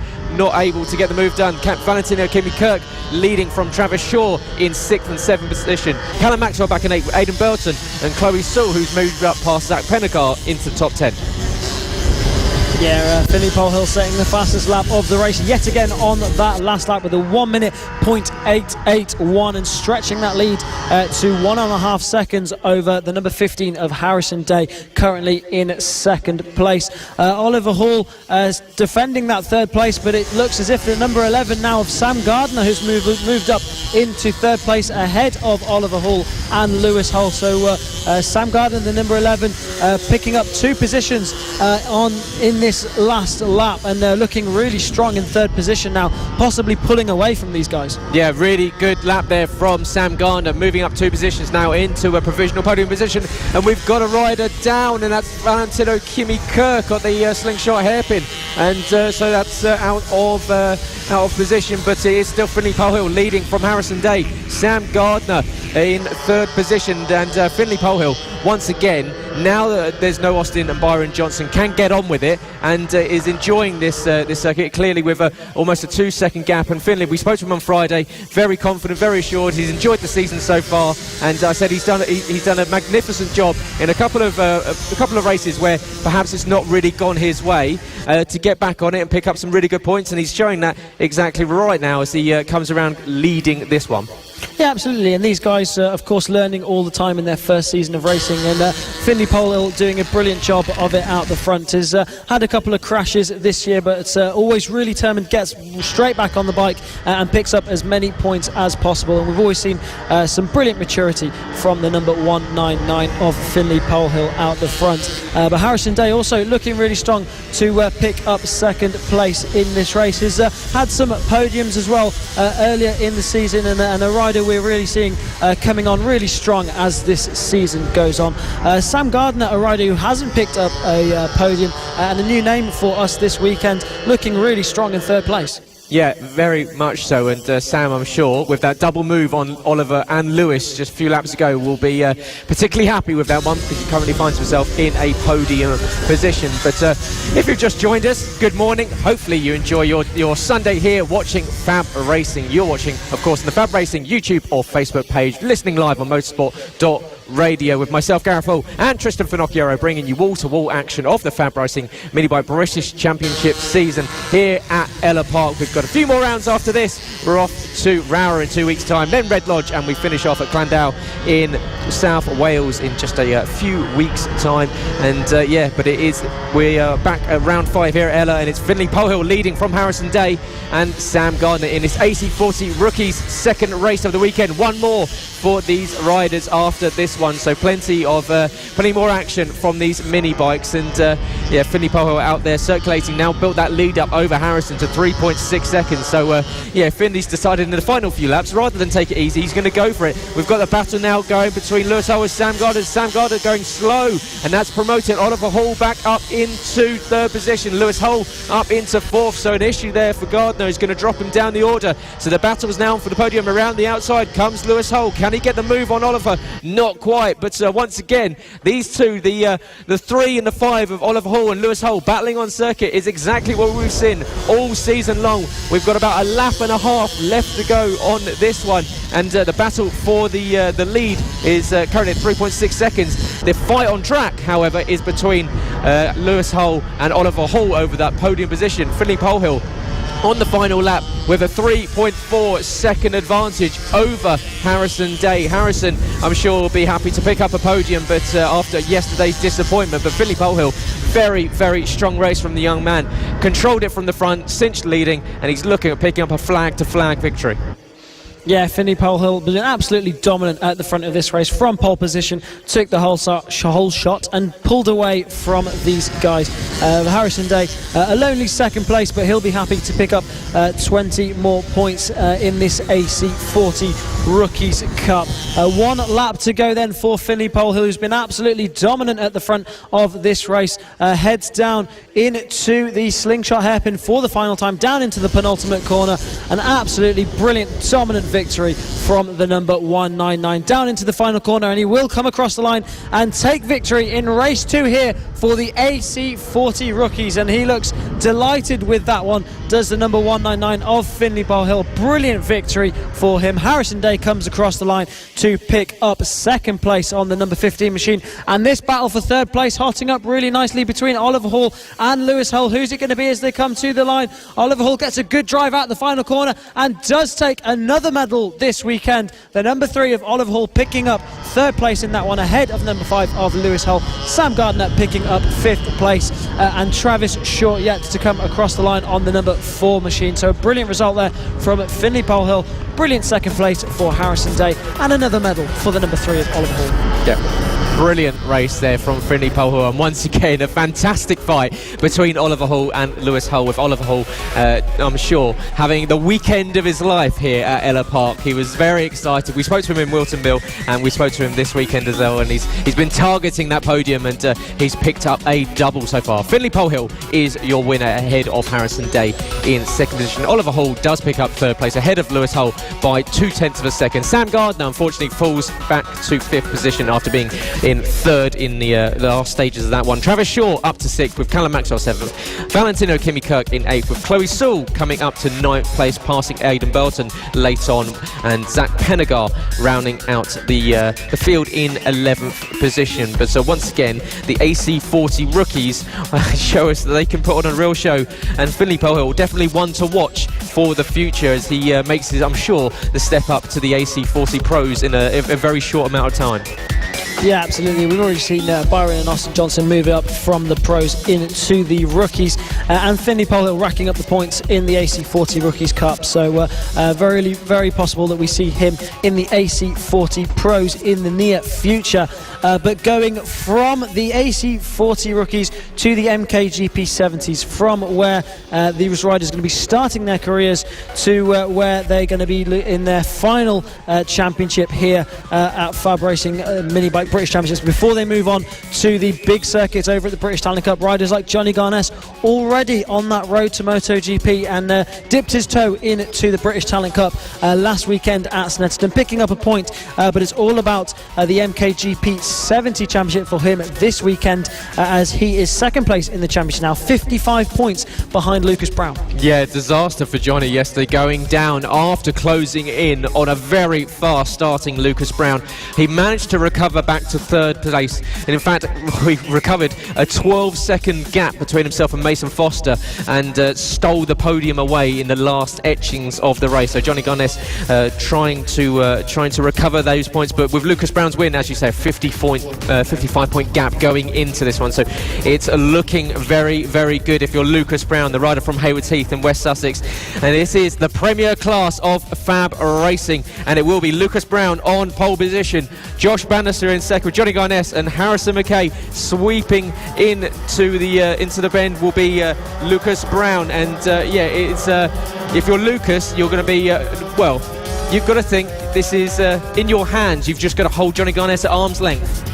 Yeah, absolutely. For Lucas Brown, he picked up 3 wins at Wilton Mill with an absent Johnny Garness. So racking up the points with no Johnny Garness at Wilton Mill, taking that championship lead and extending it yesterday, picking up another 25 points yesterday, winning yesterday's race with Garness crashing out, rejoining, but still picking up a podium. So Garness is going to have his sights set on Lucas Brown for this one, because he needs to try and get himself ahead of the number 29 machine and try and claw in that lead that Lucas Brown has in the championship. So these guys are really battling out at the front, and Garness was dominant at the beginning of the season, unfortunately wasn't at Wilton Mill due to injury, and now Lucas Brown really putting a charge on to try and pick up this Mkgp 70 championship before he looks to move on to the big tracks on his road to MotoGP. But his focus right now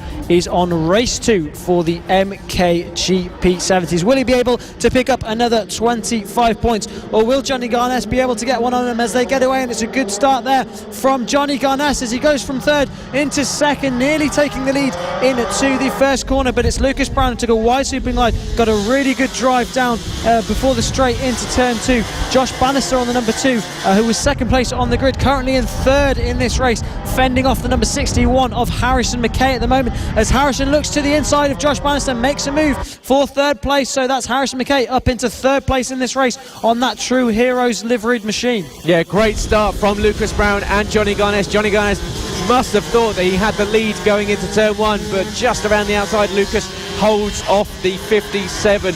Fast start in the British Talent Cup rider, but it is Lucas Brown that'll be leading as they come into the penultimate corner for the first time, and those two have already broken a gap over the rest of the field. Harrison Mkgp's trying to go with them. You can see Clayton Edmonds is closing in on 4th position there, but it's Lucas Brown from Johnny Garness, Harrison Mkgp, Alfie Davidson from Josh Bannister, Clayton Edmonds, Mason Foster, Holly Harris moving up a position from Ben Jollish, Jathan Stevenson, Ted Wilkinson in his first weekend here in the Mkgp 70s from Felix Dorling. But Lucas Brown has got his work cut out for him, because you've got to think, if you're Johnny Garness, after going down yesterday, he's going to want revenge and coming past his championship rival this time. Oh, absolutely.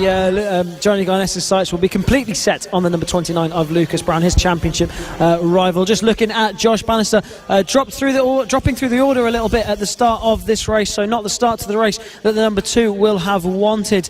He wasn't at Wilton Mill last time out due to injury, but back out this weekend, picked up second on the grid, but just dropping through the order at the start of this race, so he's going to be looking to recover from that. And Harrison Mkgp now as well, looking like he's closing in, and he is. He sets the fastest lap of the race on that last lap with a 53.5, so half a second quicker than your race leaders. So Harrison Mkgp looking to pick up victory in this one. Yeah, Harrison very, very strong. I just had a quick glance out the commentary booth window, and you could see by corner, Harrison really starting to close in, and already he's starting to get onto the rear tyre of Johnny Garness. So Johnny Garness has now got to look behind him as well as in front. So the British Talent Cup rider, the 57 on that red bike, is he's going to be wanting the win, but behind he's going to watch out because Harrison Mkgp looking very strong in the early stage of this one.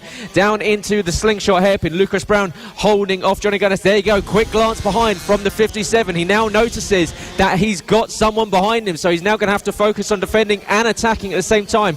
Out of the final corner, here's a run for Garness. Does he get to the inside? He takes the inside line and up into the lead, so Johnny Garness moves up into first. Behind, here comes Harrison Mkgp. Is Lucas Brown going to drop into third? No, Lucas shutting the door at the last minute, but Johnny Garness now finds himself in the lead. Harrison Mkgp is not going to give up. Lucas Brown is now stuck in between this battle with a very fast Harrison Mkgp and his championship rival Johnny Garness moving up into the lead. Yeah, and Garness doing well to put the hammer down and try and pull away from the number 29 of Lucas Brown now. And Lucas won't be expecting to see another rider behind him. He'll be thinking that it's just going to be him and Johnny out the front of this race. But Harrison Mkgp right on the back wheel of them. So Harrison Mkgp with 2 fastest laps of the race in succession, a 53.1 on that last lap. And he's right on the rear wheel of these guys. So he's looking to try and pick up victory here. And a surprise victory it would be with these two dominating out the front, but Lucas Brown still right on the rear wheel of Johnny Garness. Johnny dipping into the 53s on that last lap, so almost matching the fastest lap of the race that was set by Harrison Mkgp a lap ago. But this battle at the front hotting up really nicely between these 3 riders, but it's your championship leader currently in second place and seeing what he can do about the number 57 of Johnny Garness in front as he looks towards the outside as they go through turn 5 down towards the dogleg hairpin, and he's looking quite wide down into there, looking to get a good drive. Can he make a move as they go down into the slingshot hairpin? Not quite close enough on this lap. It's number 57 Johnny Garness still leading this race, and Harrison Mkgp doing a really good job to hang on to these guys. Yeah, very much so. And Lucas Brown just doing what he can to unsettle Johnny Garness and just getting into his peripheral vision as he enters into these corners where Johnny has a quick glance behind. Lucas just moving from side to side, trying to make sure that Johnny cannot see where he is, so that when he does send it, it completely catches Johnny Garness unaware. And Lucas Brown is now looking very racy behind your race leader. Harrison Mkgp is still staying with this battle. The top 3 have broken away by 3 seconds over Alfie Davidson, who's doing a brilliant job to hold off Clayton Edmonds and Mason Foster. Holly Harris has now moved up into a 7th position, and she's closing in on that battle between Clayton, Mason and Alfie Davidson as well. So Holly Harris doing a really good job after that second place finish in the Senior Mini Moto. She's onto the Mkgp 70 bike and she's in fighting for 4th place. Yeah, a really good race for Holly Harris, making up positions off of the grid and catching these guys. And it's that battle for 4th place between Davidson, Edmonds and Foster that's really hotting up. And they're not far from this front group as well. So something happens in this front group and that could turn into a battle for the podium. But these 3 guys at the front showing really good pace. But Alfie Davidson with the fastest lap on that last lap, not of the race, but the fastest on circuit on that last lap. So those guys could very well catch the leading group, but they've got a bit of a gap to try and bridge, and these guys at the front really well versed in this Mkgp 70 class, so it'll be a bit of a tall order for them to go catch these guys. But like we say, anything can happen in racing, Gareth. But is Garness still leading over Brown? And I just feel like Brown is just biding his time at the moment. It's still 5 laps to go in this race when they come across the line, and that's a rider down the background. Was that Holly Harris that went down? It is. That's the number 15 of Holly Harris that's gone down at the slingshot hairpin. Tries to get that bike turned around and back into this race, so not what Holly would have wanted. Was going really well in that race and really unfortunate for the number 15 rider. But it's this battle out the front and the battle for 4th place hotting up really nicely as well. All the riders with identical lap times on that last lap, all with a 53.2 on that last lap. So the battle for 4th hotting up really nicely as well, and matching the pace of the leaders as well. So really good stuff for all of these guys in this race. But Lucas Brown just biding his time at the moment, studying Johnny Garness and seeing where he can make a move in the late stages of this race. Will he do an Andy Whedon? He's having a look now, not quite able to make a move down into the slingshot hairpin, but is he doing an Andy Whedon, waiting until the final lap? Yeah, it's gonna get close in the final stage of this one. We come around to start 4 laps left to go. That last time around, 3 bikes were within 1,000th of a second of each other's lap time. That's how consistent, that's how close these riders are on circuit. But it's Johnny Garness going purple. The 52.728 was 0.2 of a second faster than Lucas Brown, but it doesn't look like that on circuit because Lucas is really starting to hassle Johnny Garness.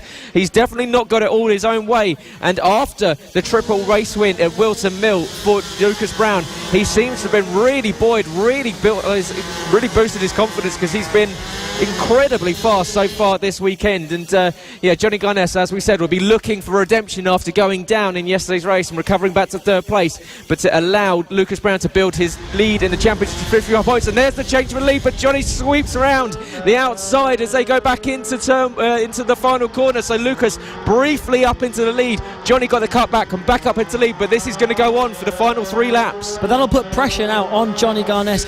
Johnny now definitely knows that Lucas is there, and Lucas is trying to find a way through. So, but Johnny now knows that he needs to ride defensively and make sure there's no way for Lucas Brown to come through with 3 laps to go in this race. But he definitely knows he's there now, as perhaps Lucas missed a gear or something there because he just lost a little bit of time on that back straight. So he's going to have to claw that up. So perhaps exiting in the wrong gear or something there, because just losing a little bit of time, and now he's going to have to regain that. And he's got Harrison Mkgp all over the back of him now, so he's going to have to really push on to try and catch these guys. And he's right back onto Johnny Garness there. So after that little mistake, he's found himself right onto the back wheel as Felix Dorling rejoins the circuit as well after a crash there. So Lucas Brown, a little bit of a mistake, but now right back onto the rear wheel of Johnny Garness. Yeah, almost trading rubber on those tyres is Johnny Garness and Lucas Brown.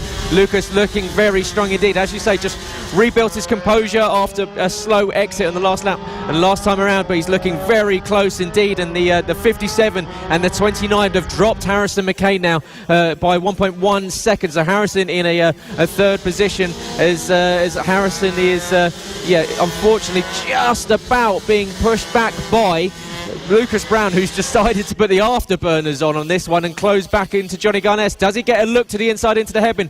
There's some lap traffic. This is Ted Wilkinson. They're coming up to a lap bike ahead. Who gets up the inside? Johnny Garness is going to go for it. It's a brave lunge and just about holds onto it, but it's going to open the door for Lucas Brown to get a sweep around the outside. They take the last lap flag. Here is the opportunity for Lucas Brown, but Johnny just takes it wide. He goes wide into turn 1. Change for the lead. Up into the lead goes Lucas Brown. So it's a deep corner there for Johnny Garness, and it possibly has cost him this race win on the last lap. Lucas Brown up into the lead of this one. Johnny Garness dropped down to 2nd.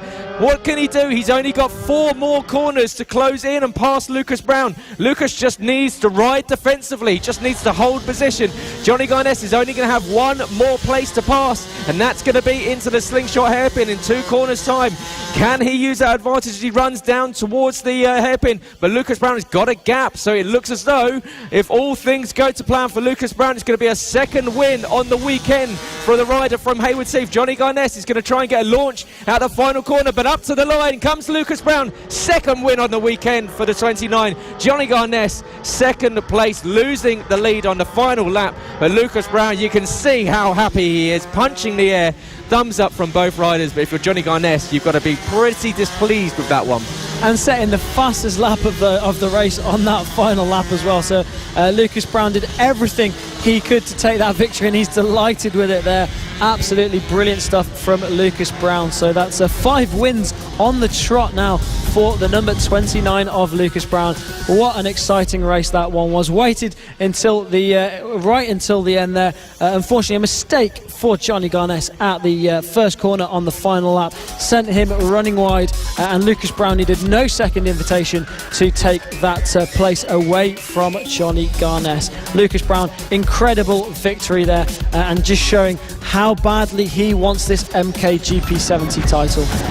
Stunning victory there for Lucas Brown, fighting back in the final stages, and he takes the race win ahead of Johnny Garness and Harrison Mkgp, who picks up a podium in third place. Harry Davidson held off the fight from Clayton Edmonds and Mason Foster to pick up fourth. Clayton in fifth with Mason sixth. Ben Jolliffe in seventh. Josh Bannister eighth. Jacob Stevenson ninth. And Holly Harris recovering after that fall to 10th position with Ted Wilkinson and Felix Dorling in 11th and 12th position. But yeah, as you could say, that is 5 consecutive race wins for Lucas Brown, and in fact he's not finished outside the top 2 for the last 8 races, which is incredible consistency for the 29. And that's exactly the kind of consistency that he needs to snatch that Mkgp 70 title this year. But another exciting class coming up next is the Extreme 200s. This is a class where we tend to see quite a few BSB riders and quite a few British Talent Cup riders, with the grid yesterday being made up solely of British Talent Cup riders. But expect to see the number 86 of Charlie Nesbitt now out on this grid for this one. Your current championship leader was championship leader yesterday rather, but now Eddie O'Shea has taken that championship lead, 5 points ahead of Charlie Nesbitt now in the championship. So expect to see them battling it out in this one.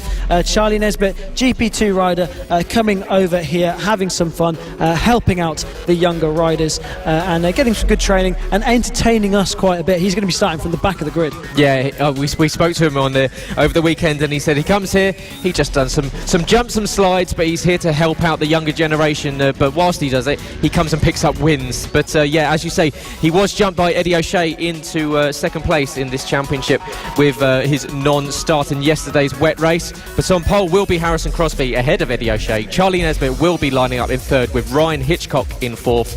James Cook in fifth, who finished first yesterday. A brilliant race win for him after using Harrison Crosby's late fall. Evan Belford, who picked up a second podium in sixth, and Jack Andrews in seventh position. But if you're Eddie O'Shea, you've got to think that you've got a chance to possibly extend this lead at the front. But we always see Eddie O'Shea and Charlie Nesbitt on circuit together having a lot of fun. Yeah, what are we expecting from this one? We're expecting to see some skids, some wheelies, some jumps, some all sorts from Charlie Nesbitt and Eddie O'Shea. He's starting from third place on the grid as the number 86. You just see them talking to each other there. But it's Harrison Crosby picked up second place yesterday and is going to be starting from pole position as they get a good start there. A good start there from Charlie Nesbitt on one wheel. But it's Eddie O'Shea who takes the whole shot into turn one ahead of Harrison Crosby. Charlie Nesbitt looking to one side in this one, but it's Eddie O'Shea currently leading this race. Yep, Eddie O'Shea moving up from second into the lead ahead of Harrison Crosby and Ryan Hitchcock, who has dropped down into second position.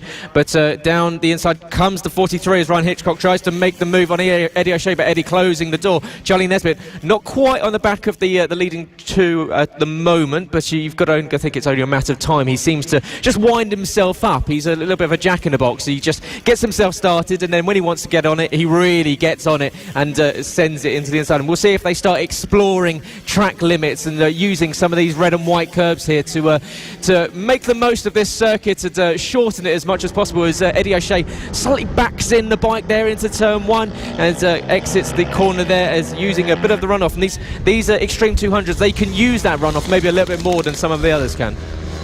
Yeah, absolutely so, and you expect to see them doing that. All the meanwhile, just looking at the number 52 there of Evan Belford, who's just got a white t-shirt over his leathers there, so we just need to find out quite why he's running that one. At first I thought he was running around in his pyjamas. Yeah, it could be just a late wake up there for Evan after starting on the finishing on the podium yesterday. So he's out there and he's currently circulating in fourth position. But as Eddie O'Shea crosses the line, does a purple time of 53.549 ahead of Ryan Hitchcock. Charlie Nesbitt is now starting to close in ominously on this leading duo, and there is the top three as they come across the line is now only split by half a second as Charlie Nesbitt's right onto the back as Eddie O'Shea goes deep and drops down into third position. So that opens the door for Ryan Hitchcock and Charlie Nesbitt into second position, so Charlie can now get on the back of Ryan, and you can see starting to close in. So we've got this leading trio that I'm sure they all chat, they all have good fun here on the circuit, and clearly they're doing it out on track, just changing positions and always wanting to go from being the hunter to the hunted and vice versa. Yeah, absolutely. Charlie Nesbitt celebrating the race with 8 laps to go. We're pulling a wheelie out of turn 4 there, but expect to see him enjoying himself as this race goes on. But it's Ryan Hitchcock who he's going to have to try and get ahead of, and that battle for the championship also hotting up with Eddie O'Shea dropping down to 3rd place now. It's very possible that Charlie Nesbitt was going to take that championship lead back off him in this race, but to do that he's going to have to get past the number 43 of Ryan Hitchcock, who set the fastest lap of the race on that last lap with a 51.5. So these guys are really giving it absolutely everything at the front of this race now. Charlie Nesbitt using all of the track and more on the exit of that one. Expect them to be using those red and white curbs and whatever's beyond it as well, whether it's grass, concrete or green paint. They'll be using absolutely every inch of circuit that they can around this Ellough Park circuit as they go down into the slingshot hairpin one more time. And of course a lot of these riders have made that next step up to the British Talent Cup and further. So what's the benefit of them coming back down to FAB and racing here this weekend? Seat time, track time. They need to be on the bike as much as they can. As Harrison Crosby, it looks as if he's retiring from the race, but these guys, they're coming here doing some training, having some fun, making sure they're enjoying their riding as well, and like you say, the number 86 of Charlie Nesbitt makes a move for the lead as he goes down into the left-hander down towards turn 5, but Ryan Hitchcock gets the drive and takes the lead back away from the number 86 machine. But yeah, riders like Ryan Hitchcock riding in the British Talent Cup, the number 86 of Charlie Nesbitt riding in the GP2 category, makes it a move for the lead again and makes it stick this time. But yeah, Charlie Nesbitt, GP2 riders, he's here for a bit of training, bit of fun, and also taking his racing seriously, as he kind of has to. He's a racer, it's in his blood. He's taking these races as they come, leading a championship, and may very well become a champion this year, whilst also riding over in the BSB paddock. So Charlie Nesbitt absolutely giving it everything at the front of this race. Yeah, absolutely. He just sticks a leg out. No, you're not allowed to come past, but sweeping around the inside goes Ryan Hitchcock as Charlie then cuts back, and these two trading positions, and we know they go out there and have a lot of fun, but it is, as you say, all about getting track time. It's about just riding alongside each other, getting the elbows out, getting the knees out, and trying to make sure you're honing those defensive skills. And Charlie Nesbitt will once again be going around. He's taken the lead of this one ahead of Ryan Hitchcock. Unfortunately for Eddie O'Shea, looks as though an issue for that bike has dropped him down, so Evan Belford has now moved up into a podium position once again. But Charlie Nesbitt is leading from Ryan Hitchcock. The gap across the line last time around was a tenth of a second. It's going to be about the same this time around as they exit the final corner to start. 6 laps left to go. We're halfway through this one. Thank you very much if you've just joined us. If you're here on, of course, FAB-Racing's YouTube or Facebook page, or if you're listening live on motorsport.radio and all their subsequent social media channels, of course, get in touch with us all throughout the weekend, whether dropping into the comments, liking, following, sharing, subscribing, all the good things you do on the socials. And of course, if you're in the paddock and you're listening over here on the PA or on the radio station, or if you're watching anything on your tablet, your phones, we hope you have a great Sunday. My name is Gareth Hall, joined as always by Trystan and Finocchiaro, and we'll be bringing you all the action today and throughout the rest of the season here, the FAB-Racing Mini Bike British Championship, as we're watching the Extreme 200s, the battle for the lead, Charlie Nesbitt and Ryan Hitchcock. We've got 5 laps left to go at the end of this one. Charlie Nesbitt's currently leading. Yeah, and of course the official partner series to BSB and on the road to MotoGP. But these guys, they've graduated through the classes and they're back for some more mini bike action, having some fun, so doing some skids, doing some wheelies and battling for positions. But it's Charlie Nesbitt who's still leading this race, setting the fastest lap of the race on that last lap. But absolutely glued to the back of him is the number 43 of Ryan Hitchcock, as Charlie Nesbitt uses every inch of the circuit on the exit of turn 4 down to the dogleg hairpin one more time down that dip. It's quite a bit of a dip, that one, Gareth. Yeah, it is, and it really caught out a lot of riders yesterday in the wet. Unfortunately, we're expecting much nicer conditions. Everyone's enjoying being out in the paddock today. I look out the window and see everyone's just standing next to the circuit. You didn't see that yesterday. No one wanted to leave their motorhome, so everyone's sitting inside trying to stay warm. But this time the sun's come out, and the breeze is a little bit less aggressive than what we saw yesterday. There's a little bit of standing water still offline as the track is drying considerably. So we're expecting to see the times really start to fall now, because that last lap for Ryan Hitchcock was only a tenth of a second slower than the pole time. So clearly this track has dried out to the point where these riders can really go for it. Yeah, absolutely. These guys really putting the hammer down now as the track is drying out here at Ellough Park. So we can finally expect to see some dry racing, and these guys will be running on dry tyres in this race, as it is, like you say, almost exactly the same as qualifying conditions.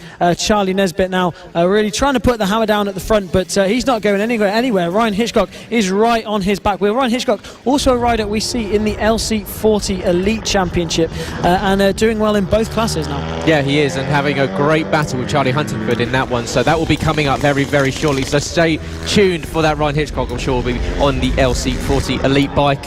But now he's involved in this battle between himself and the 86 of Charlie Nesbitt. And Charlie Nesbitt, in fact, went faster that time around and beat the pole time. So that's how fast they're going. Charlie Nesbitt does a 50.415. Ryan Hitchcock almost matches him, just 0.04 of a second slower than the rider in first position. Evan Belford is circulating just over, or just under 11 seconds down the road. He in third position. James Cook in fourth, and unfortunately we've lost Eddie O'Shea and Harrison Crosby from this one. There's Evan Belford in that white t-shirt, so we'll have to find out why he's decided to, as you say, look like he's wearing his pyjamas out on circuit today. And there's the 44 of James Cook, of course, yesterday's race winner, his best result of the season, first time he'd stepped on the podium, in fact, as well. So in fourth place this time around, and but that battle at the lead is still going on. It's still Charlie Nesbitt, it's still Ryan Hitchcock. They're still split by half a second, and you can see that the battle is still going to go down. We've got a lap and a half left to go in this one, as James Cook makes his way around towards the slingshot hairpin to end his third to last lap, as we're on the second to last lap if you're Charlie Nesbitt and Ryan Hitchcock. And couple of corners left to go. If you're Charlie Nesbitt, he's looking at retaking the lead in this Extreme 200 class, with no Eddie O'Shea finishing in this one. So Charlie will be moving up to 205 points. Eddie O'Shea back on 185. No Harrison Crosby as well. So it is 173 points. So it's a good lead for Charlie Nesbitt leading this one. And you can see popping a wheelie down the back straight. He's already celebrating. We've seen him do this before. He did this at Wilton Milton. It didn't end out particularly well for him. Yeah, perhaps celebrating a little bit early there, Charlie Nesbitt, but he's just enjoying the race, enjoying his track time out there, setting the fastest lap again on that last lap, and faster than the pole time. So these conditions really coming to the riders now, this track drying out more and more here at Ellough Park. And he's got enough of an advantage now to fend off Ryan Hitchcock, but Hitchcock's going to be doing everything he can to try and get ahead of Nesbitt to the line. But Charlie Nesbitt, an absolutely dominant performance here. Brilliant stuff at the top of this one, and he will regain that championship lead as he comes across the line to take race one. And a brilliant little stand-up wheelie, tries to back it into turn one as well. Absolutely brilliant stuff from the number 86 of Charlie Nesbitt, taking that victory ahead of Ryan Hitchcock. Ryan Hitchcock just slightly better at doing wheelies there than the number 86 of Charlie Nesbitt. Tandem wheelies down the back straight for Charlie Nesbitt and Ryan Hitchcock. Really good to see. They offer a lot of entertainment out on circuit, and you can tell why these riders have made it up to that next step. And they're back here, they hone their skills, and they put on a show for the fans, whether they're here in attendance or if they're watching at home. And yeah, both these riders well-deserved podiums. And Evan Belford was the third place finisher in that one, 18 seconds down, but on the podium nonetheless. But what a race there for Charlie Nesbitt, Ryan Hitchcock. Always good fun watching these guys out on the circuit, and they will be back out for their third race of the weekend, and the third and final race of the weekend later this afternoon, as across the line does come the 44 of James Cook, yesterday's race winner, a bit further down the order, not the race that he probably wanted limited, but still some good points in the championship. Next up will be the LC40 Elites. We were just talking about that of Ryan Hitchcock, so it's going to be a quick bike change for him, straight onto that mini bike. And what's the difference? We've got these LC40 Elites, we've got the AC40 Elites. Tell us the difference between the two bikes. Well, quite simply, AC40 Pros and AC40 Rookies are running on air-cooled machinery, so that's AC for air-cooled, and the LC40 Elites are running on liquid-cooled bikes, so obviously LC for liquid-cooled, and the liquid-cooled machinery tends to, does have a fair bit more power than the AC40 Rookie and AC40 Pro bikes that we see on circuit. But apart from that, they're virtually the same, just quite a bit more power in those liquid-cooled bikes, and it's something for them to learn. They will be always moving up through the classes and always finding more power on every class that they move up to. So it's brilliant for the riders to progress from the air-cooled mini motos up onto the liquid-cooled bikes and have a little bit of more power for them to deal with as they come on to start to line up onto the grid ahead of their warm-up lap. Ryan Hitchcock there lining up on pole position, just fresh off his second place in the Extreme 200 class that we just saw just gone. So the number 43, Ryan Hitchcock, lining up on pole position. Brilliant training for him, straight off of one bike, straight onto another. Yeah, very much multi-talented there is Ryan Hitchcock, but he will be lining up on pole alongside Archie O'Brien, who finished second yesterday. No Warwick Brady in third place, and unfortunately Warwick with an injury yesterday in race one. We send our best wishes to him. Casey Sperry in fourth, who unfortunately had the worst of luck yesterday.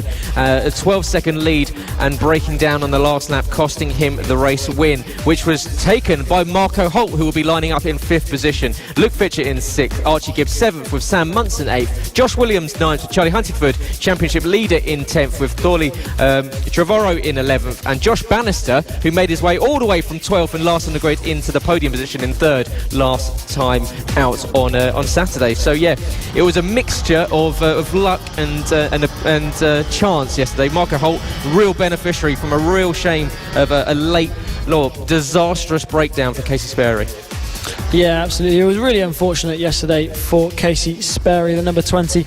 Led pretty much the whole race, came through from fourth on the grid, and unfortunately fell victim to some technical gremlins right at the end. So he's going to be looking to set that one straight in this one and try and pick up a good result up onto the podium. But a brilliant win yesterday for Marco Holt from fifth place on the grid. He's going to be looking to pick up another 25 points. This is round 5 for the FAB-Racing Minibike British Championships here at Ellough Park. I'm Trystan Finocchiaro, and joining me yet again is Gareth Hall, and we're going to be bringing you all the action this weekend. And we've had some really exciting action so far, and the race 2 for the LC40 Elites looking set to give us some more exciting action as they line up on the grid ready to start their second race of the weekend here for round 5 at Ellough Park. Ryan Hitchcock is then on pole position with the googly eyes on the front of that LC40 machine. You can just see the number 91 there of Archie O'Brien, second place on the grid. What can he do in this one? He'll be looking to pick up a podium, but they look to the lights for race 2 for the LC40 Elites, and they're away for the second time this weekend. It's a bad start from the number 43 of Ryan Hitchcock, but Archie O'Brien getting a brilliant start to take the whole shot into turn 1, down into the turn 2 for the first time. Casey Sperry now up into third place, and you can see there Charlie Huntingford making his way up on that Moto Technic sponsored machine as well. Yeah, better start there for Charlie. Didn't enjoy the best of races yesterday, and but this time around much better start. But it is Archie O'Brien that got a monster of a launch off the line, sent it down the inside, and but watch out for Casey Sperry in the white helmet with the 20 bike. He sure will be on the charge, wanting to get a bit of a redemption after yesterday's as you say, technical gremlins cost him that race win. Marco Holt, of course, was the beneficiary. He will you'll be able to see the luminous green Monsters Inc. style helmet, but there is a change for the lead already, down into the Slingshot hairpin.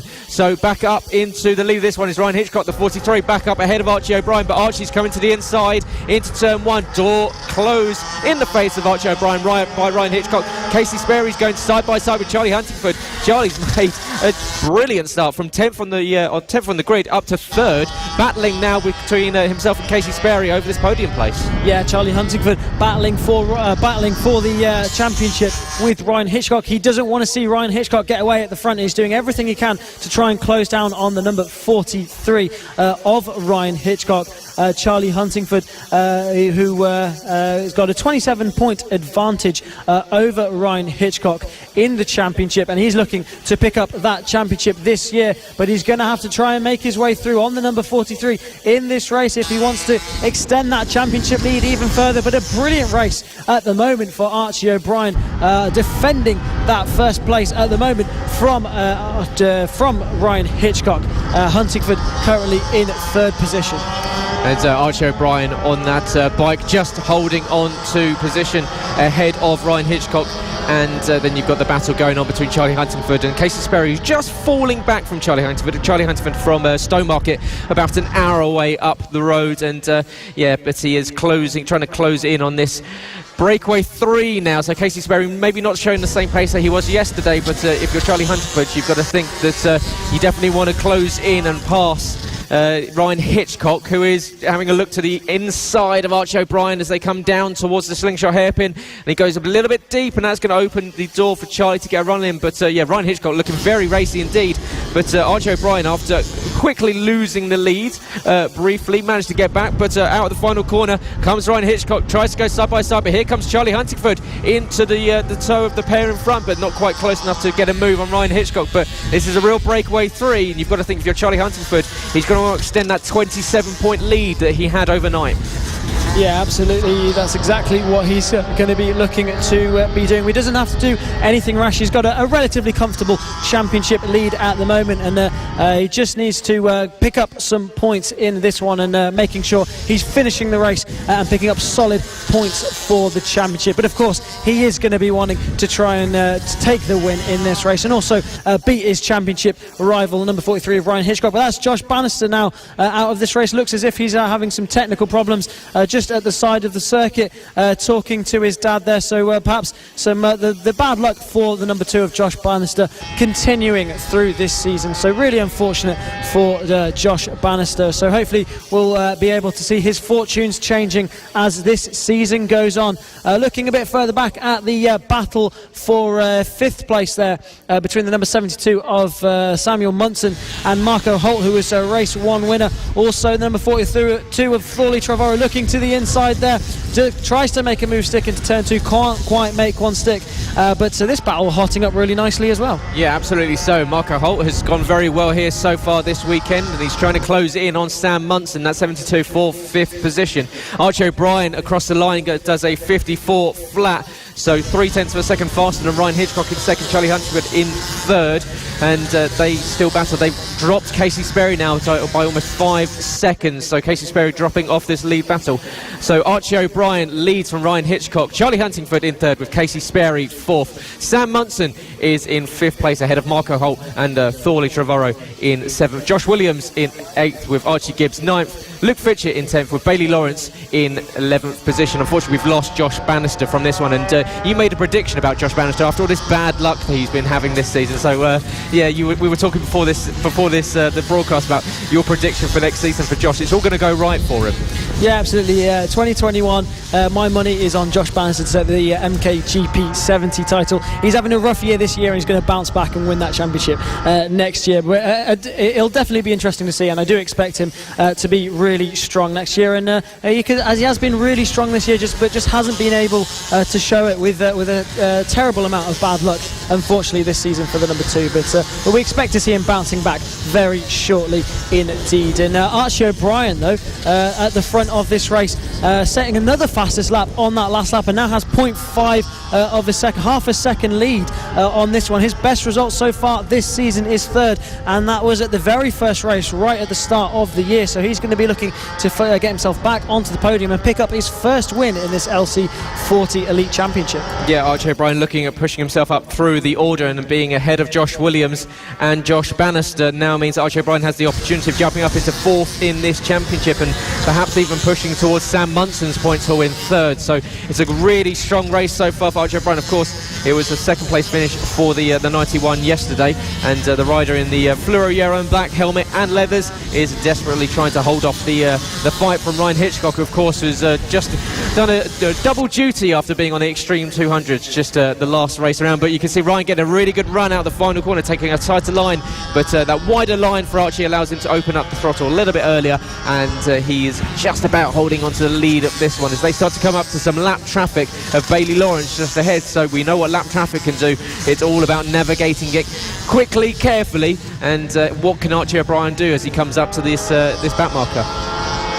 Yeah, Archie O'Brien looking really strong on this LC40 machine. Just comes up behind Bailey Lawrence. They're trying to find his way through.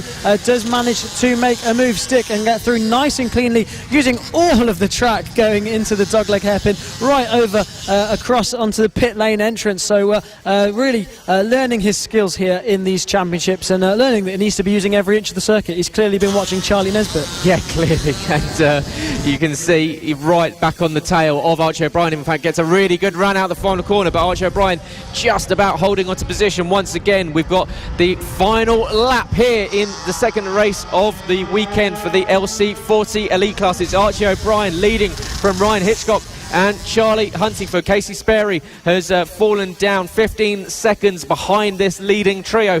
Archie O'Brien has got to the front at the start and has held off valiantly this battle between the 43 of Ryan Hitchcock and Charlie Huntingford, who's not quite been able to close in on this battle for the lead. But Ryan Hitchcock's tried to do all he can. He's tried to take every line on the circuit. He's lining himself up for a run into the slingshot hairpin. He's not going to be close now, so Archie O'Brien's just got a couple more corners to get around to take this win, but it's going to be a fight. Here comes Ryan Hitchcock, sweeps to the inside with 2 corners left to go. Archie O'Brien on the outside. He's trying to go side by side into the final corner, but up to the line it is going to be Ryan Hitchcock on the line. Archie O'Brien just caught out at the final moment, slaps his handlebars. He was just caught unaware. Thumbs up from both riders, and Ryan Hitchcock, he saw the opportunity and thought, well, doors open, here I come. What an incredible ride there from both of those guys, and for Archie O'Brien, trying to cling on to that race win right until the end. It's still the best result of the season in this class for Archie O'Brien, so he should be really happy with that result. But you can just see he looks a little bit frustrated. He really wanted that race win, and I can't blame him at all. But to second place, absolutely brilliant result for Archie O'Brien, and a very well run race. But Ryan Hitchcock, an experienced rider, and just managed to get one on him right at the end with a brilliant move down into the hairpin, set it up nicely at the slingshot hairpin, got the slingshot and got him into the penultimate corner. But Ryan Hitchcock, it was then that won the race ahead of Archie O'Brien.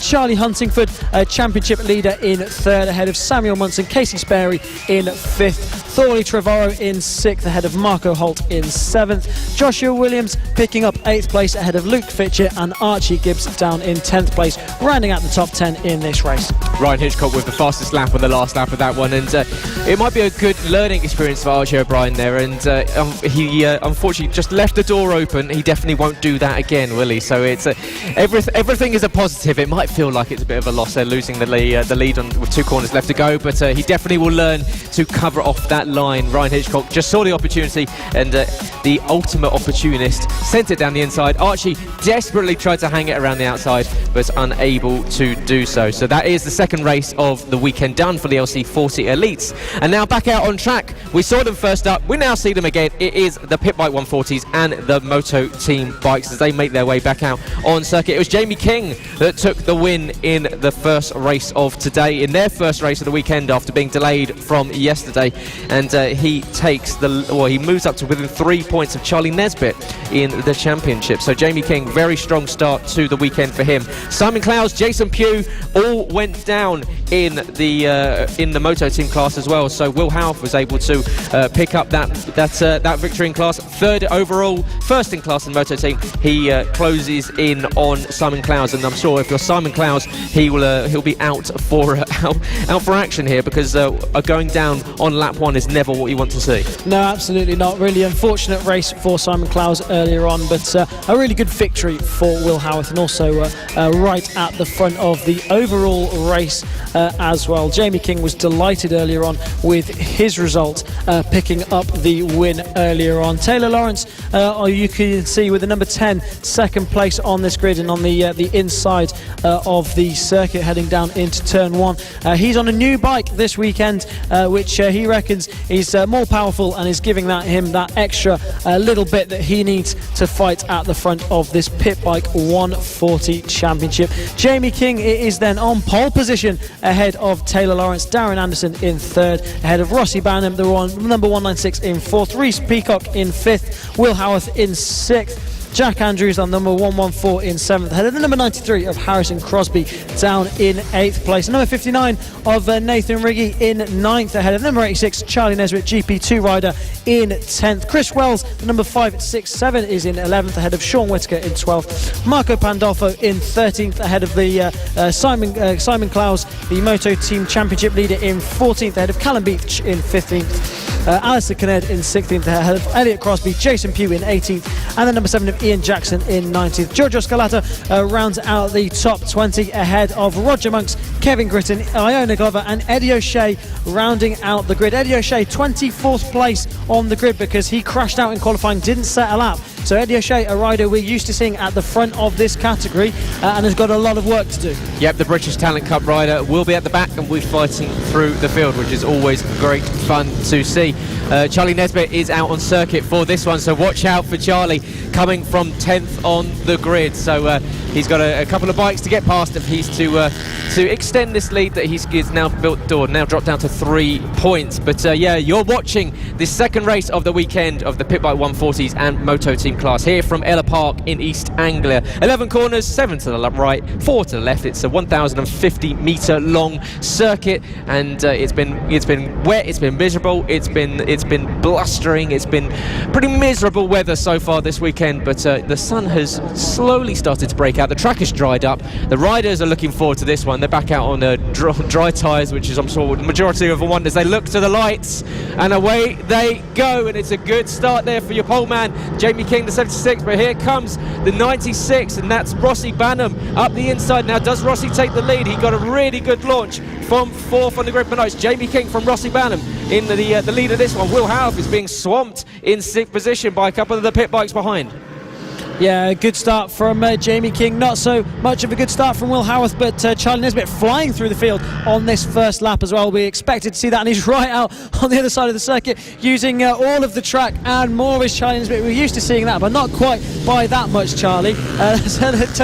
Taking the mick a little bit on the exit of that corner, but Jamie King still leading this one and has got with a good start. Simon Clowes not running in this Moto Team race, so perhaps some damage after crashing out earlier on. We can just see him outside just watching on this race. So Simon Clowes not running in the Moto Team for this one, so Will Howarth set to be out the front and trying to run away with it. Rossi Banham it is then currently leading this race. Yeah, Rossi Banham getting up past Jamie King, who's now dropped down to 3rd place behind Taylor Lawrence as well. So Rossi Banham, Taylor Lawrence from Jamie King, Charlie Nesbitt, who went purple now at 56 flat. So expect to see Charlie in this battle, and there we go, already making it a 4-way fight for the lead of this race. And the number 10 of Taylor Lawrence is up in a good position, but Jamie King, race 1's winner, will equally be picking up another decent result here in the 76.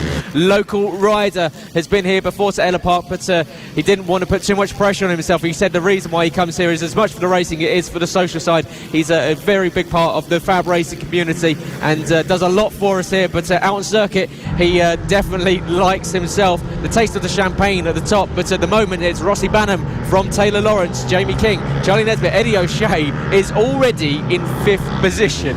Absolutely incredible start from Eddie O'Shea, from 24th to 5th in a matter of 2 laps, setting the fastest lap of the race on that last lap as well, and a little bit behind Charlie Nesbitt in fourth, so he's going to have to try and climb his way up as Charlie Nesbitt takes third place away from Jamie King, using all the exit, all the road on the exit as well. And you can just see there the British Talent Cup leathers of Eddie O'Shea trying to close in. There he is on screen then. Eddie O'Shea trying to close in on these guys, not far at all, and with pace like he's setting, we could very well see him clawing onto the back of Jamie King very, very shortly indeed as he goes down into the penultimate corner. One more time, you can see the British Talent Cup leathers there on Eddie O'Shea's bike, but it's Rossi Banham, another British Superbike rider at the front of this one. He's riding in the Junior Super Sport class over at BSB, leading over Taylor Lawrence with that extra power this weekend. Yeah, Eddie O'Shea going purple once again, so Eddie really on the pace early on in this one, as you say, made his way all the way up from last on the field all the way up into fifth position. He's now getting involved in this lead battle. They're using, as you say, all that runoff area, and the British Talent Cup leathers is right on the back of Jamie King, who's dropped behind Charlie Nesbitt for third position. So Eddie O'Shea, who is unfortunately, after not finishing on the podium this morning, is the first time he's not finished on the podium since Lydd. And down the inside into the slingshot hairpin goes Eddie O'Shea up into fourth position past Jamie King. So Jamie King, after starting on the pole, has now found himself in fifth position. We've got Rossi Banham leading from Charlie Nesbitt, who's now found himself up into second position. So Charlie right on the tail of Rossi Banham. We saw this battle happen a couple of weeks ago with Eddie O'Shea and Rossi Banham. This time it's Charlie Nesbitt and Rossi Banham, but Eddie O'Shea desperately trying to get involved in this. And it's always a good fight when you see Rossi Banham, Charlie Nesbitt and Eddie O'Shea on track. As down the inside goes Charlie Nesbitt. Will the cutback be open for Rossi Banham? No, not quite. He's trying to go around the outside. Does he get the turn in? No, Charlie Nesbitt taking the lead, but here comes Taylor Lawrence and Eddie O'Shea. Eddie O'Shea has done the fastest lap every lap of this race. Yeah, and Rossi Banham was telling us earlier on this weekend that he really wants to beat the number 86 of it, and that's two riders down. That's Eddie O'Shea and Taylor Lawrence that have gone down at the hairpin. So that's Eddie O'Shea, who climbed his way up through the grid, unfortunately going down and taking Taylor Lawrence with him. So that's the number 8 and the number 10 out of this race, trying to get restarted and back into this race. So that leaves Charlie Nesbitt and Rossi Banham trying to battle it out at the front. Rossi Banham really wants to get one on Charlie Nesbitt this weekend. Yeah, real shame there for both riders that have gone down, Taylor Lawrence and Eddie O'Shea, just going down in tandem at the slingshot hairpin. But it's Charlie Nesbitt leading from Rossi Banham. Jamie King now promoted back up into third place. Moto team is being led by Will Howarth. So Will Howarth finds himself comfortably in the lead of the Moto team class, ahead of Ian Jackson, who's second in class there, back in 15th position. Third place in class in Moto team is Jason Pugh, back down in 22nd position. So the Moto team bikes very much split out, but the battle in fact going on for third place in class is between Jason Pugh and Alistair Kinnaird. So that's the 8 of Jason Pugh and the 5 of Alistair Kinnaird fighting over third place. But yeah, Will Howarth, he's back on the Moto team bike and he's up in 5th position. He took third place yesterday, 5th place at the moment. It's good to have Will Howarth back, as Charlie Nesbitt back on it, back in the lead of the race here on in the pit bike 140s and Moto teams. He's got Rossi Banham just under 0.8 of a second behind. Jamie King's now dropped 5 seconds off the back of this, but that was a real shame for Eddie O'Shea and for Taylor Lawrence. We'll have to find out what happened there. We went down in tandem, and unfortunately that cost us that 5-way battle for the lead. Yeah, really unfortunate, really, for Eddie O'Shea. Done all the work and now he has to do it all again as he rejoins, setting the fastest lap of the race. Again, on that last lap was Eddie O'Shea. But just looking at the Moto team race leader now then, Will Howarth quite a bit of a way in front, the second place man of Ian Jackson on the number 7 machine, and Jason Pugh in third in the Moto team. So like you say, brilliant to have Will Howarth back with us this weekend, and doing really well in the Moto team class. A bit of a dominant force when he's around anyway in that Moto team class on that Mkgp GP50 machine. Bit of a rocket ship, that GP50 Mkgp that he's on, and a brilliant rider on it as well. You see there with the all black livery on that number 96 machine. Just battling on track with Darren Anderson, the number 56 rider, who's riding in the pit bike 140s, 4th place in the pit bike 140s, with Will Howarth 5th overall in the race, but leading the Moto team races. They've just come round to lap the number 5 of Alistair Kinnaird, make their way through nice and cleanly. You see Harrison Crosby in that battle as well on the number 93. We saw him earlier on in the Extreme 200 race, also out here doing battle but that's Harrison Crosby, just as I was talking about him, down in the background. He's gone down with another rider there, so that's the 2 riders down at the slingshot hairpin out of this race. You see they're not on the back of Will Howarth anymore, so Darren Anderson and Will Howarth left to battle it out together with no Harrison Crosby. Yeah, that's 4 riders have now gone down at the slingshot hairpin in this race, so it's obviously catching out a couple of the bikes, and it's still very slippery on that inside curb as well, so we've got to watch out and make sure that you stay on 2 wheels. But leading this one with 4 laps left to go, it is Charlie Nesbitt, setting a fastest lap last time around, a 51.533. Rossi Banham 2/10 of a second on lap time, but 1.5 seconds down on track time. Jamie King in a comfortable 3rd position. Darren Anderson has got his hands full of Will Howarth at the moment, desperately trying to hold on to 4, but it's the 86 of Charlie Nesbitt who is just about holding on to a strong position that he can keep Rossi Banham at arm's length. And as you said, you spoke to Rossi and he was looking at picking up some good results. 2nd place, it's not too bad.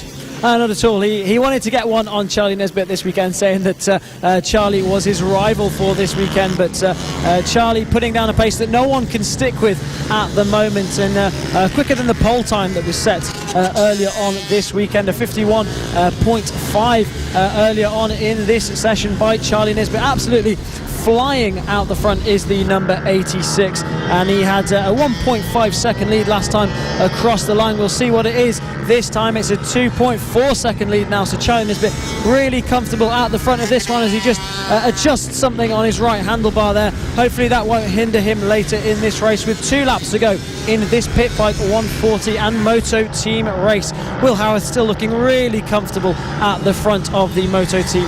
Yep, Charlie Nesbitt looking to extend his lead in the pit bike 140 class. Will Howarth looking at closing in that gap to Simon Clouds. Unfortunately couldn't take to the track this morning, and closing in on that Moto team lead with Jason Pugh also down the order. He's currently 3rd in class in the Moto teams, with Ian Jackson on the 7 bike currently in 14th position. 2nd in class, Will Howarth is now still tailing Darren Anderson. And Darren Anderson seems to have had Will Howarth glued to his back wheel for this entire race. Will trying to find a way past, and as they cut him up to the 8 of Jason Pugh there. So Will Howarth now come up to lap Jason Pugh, who's down in 20th position. But your leader, Charlie Nesbitt, is coming around the final lap, and he's just got a few more corners, a little bit of lap traffic to navigate there. Just a leg out just to balance himself. And there's Evan Belford, and he's navigating his way around a couple of other bikes, and out on the outside there. That's Banham. Banham arm up in the air, possibly a bike issue. You can see just maybe not getting the speed he wanted out of turn 5. Yeah, and he's quite a bit behind Charlie Nesbitt there, so definitely something's happened to Rossi Banham there, so we're going to have to wait and see if he can finish this race. Charlie Nesbitt currently still leading this one, heading down, trying to get his elbow down through the penultimate corner, down into the final corner for the final time, a wheelie across the line. The number 86, Charlie Nesbitt, takes the win for the second race for the pit bike 140s. Banham does come across the line in 2nd place, with Taylor Lawrence making his way up into 5th in this race. We'll see where he's going to finish when he comes across the line, but it should be Jamie King who's going to pick up 3rd in this one. Just looking further back at Marco Pandolfo at the moment, coming round to finish this one as well. Then there's the number 576 of Chris Wells, who went down with Harrison Crosby rejoining, and is going to be finishing this race well as well. But the number 56 of Darren Anderson did take 4th place. It was Jamie King who took the podium as they come round to finish the race. He's race 2 for the pit bike 140 and Moto team. It was Will Howarth that took the win in the Moto team in the end. As Charlie Nesbitt does take the win ahead of Rossi Banham in 2nd position. Jamie King with another podium position holds on to 2nd place in this one, as you can see, unfortunately, the slingshot hairpin caught out a number of riders in this one going down, and Taylor Lawrence was one of those in the last lap, dropping down to 11th position. But it is Charlie Nesbitt that takes the win here at the PB 140 and Moto Team class. Their second race of the weekend, ahead of Rossi Banham and Jamie King in second and third. Darren Anderson managed to hold off the fight from Will Howarth in 4th and 5th position, with Reece Peacock in 6th. Chris Wells in 7th, ahead of Marco Bandolfo, who's having a much better weekend here at Ellough Park in 8th position. Nathan Riggy in 9th, and Jack Andrews rounding out your top 10. Moto Team class was taken by Will Howarth. 2nd place in class was Ian Jackson, and 3rd place for Jason Pugh, who held off the Alistair Kinnaird. Alistair Kinnaird falling back late in that one.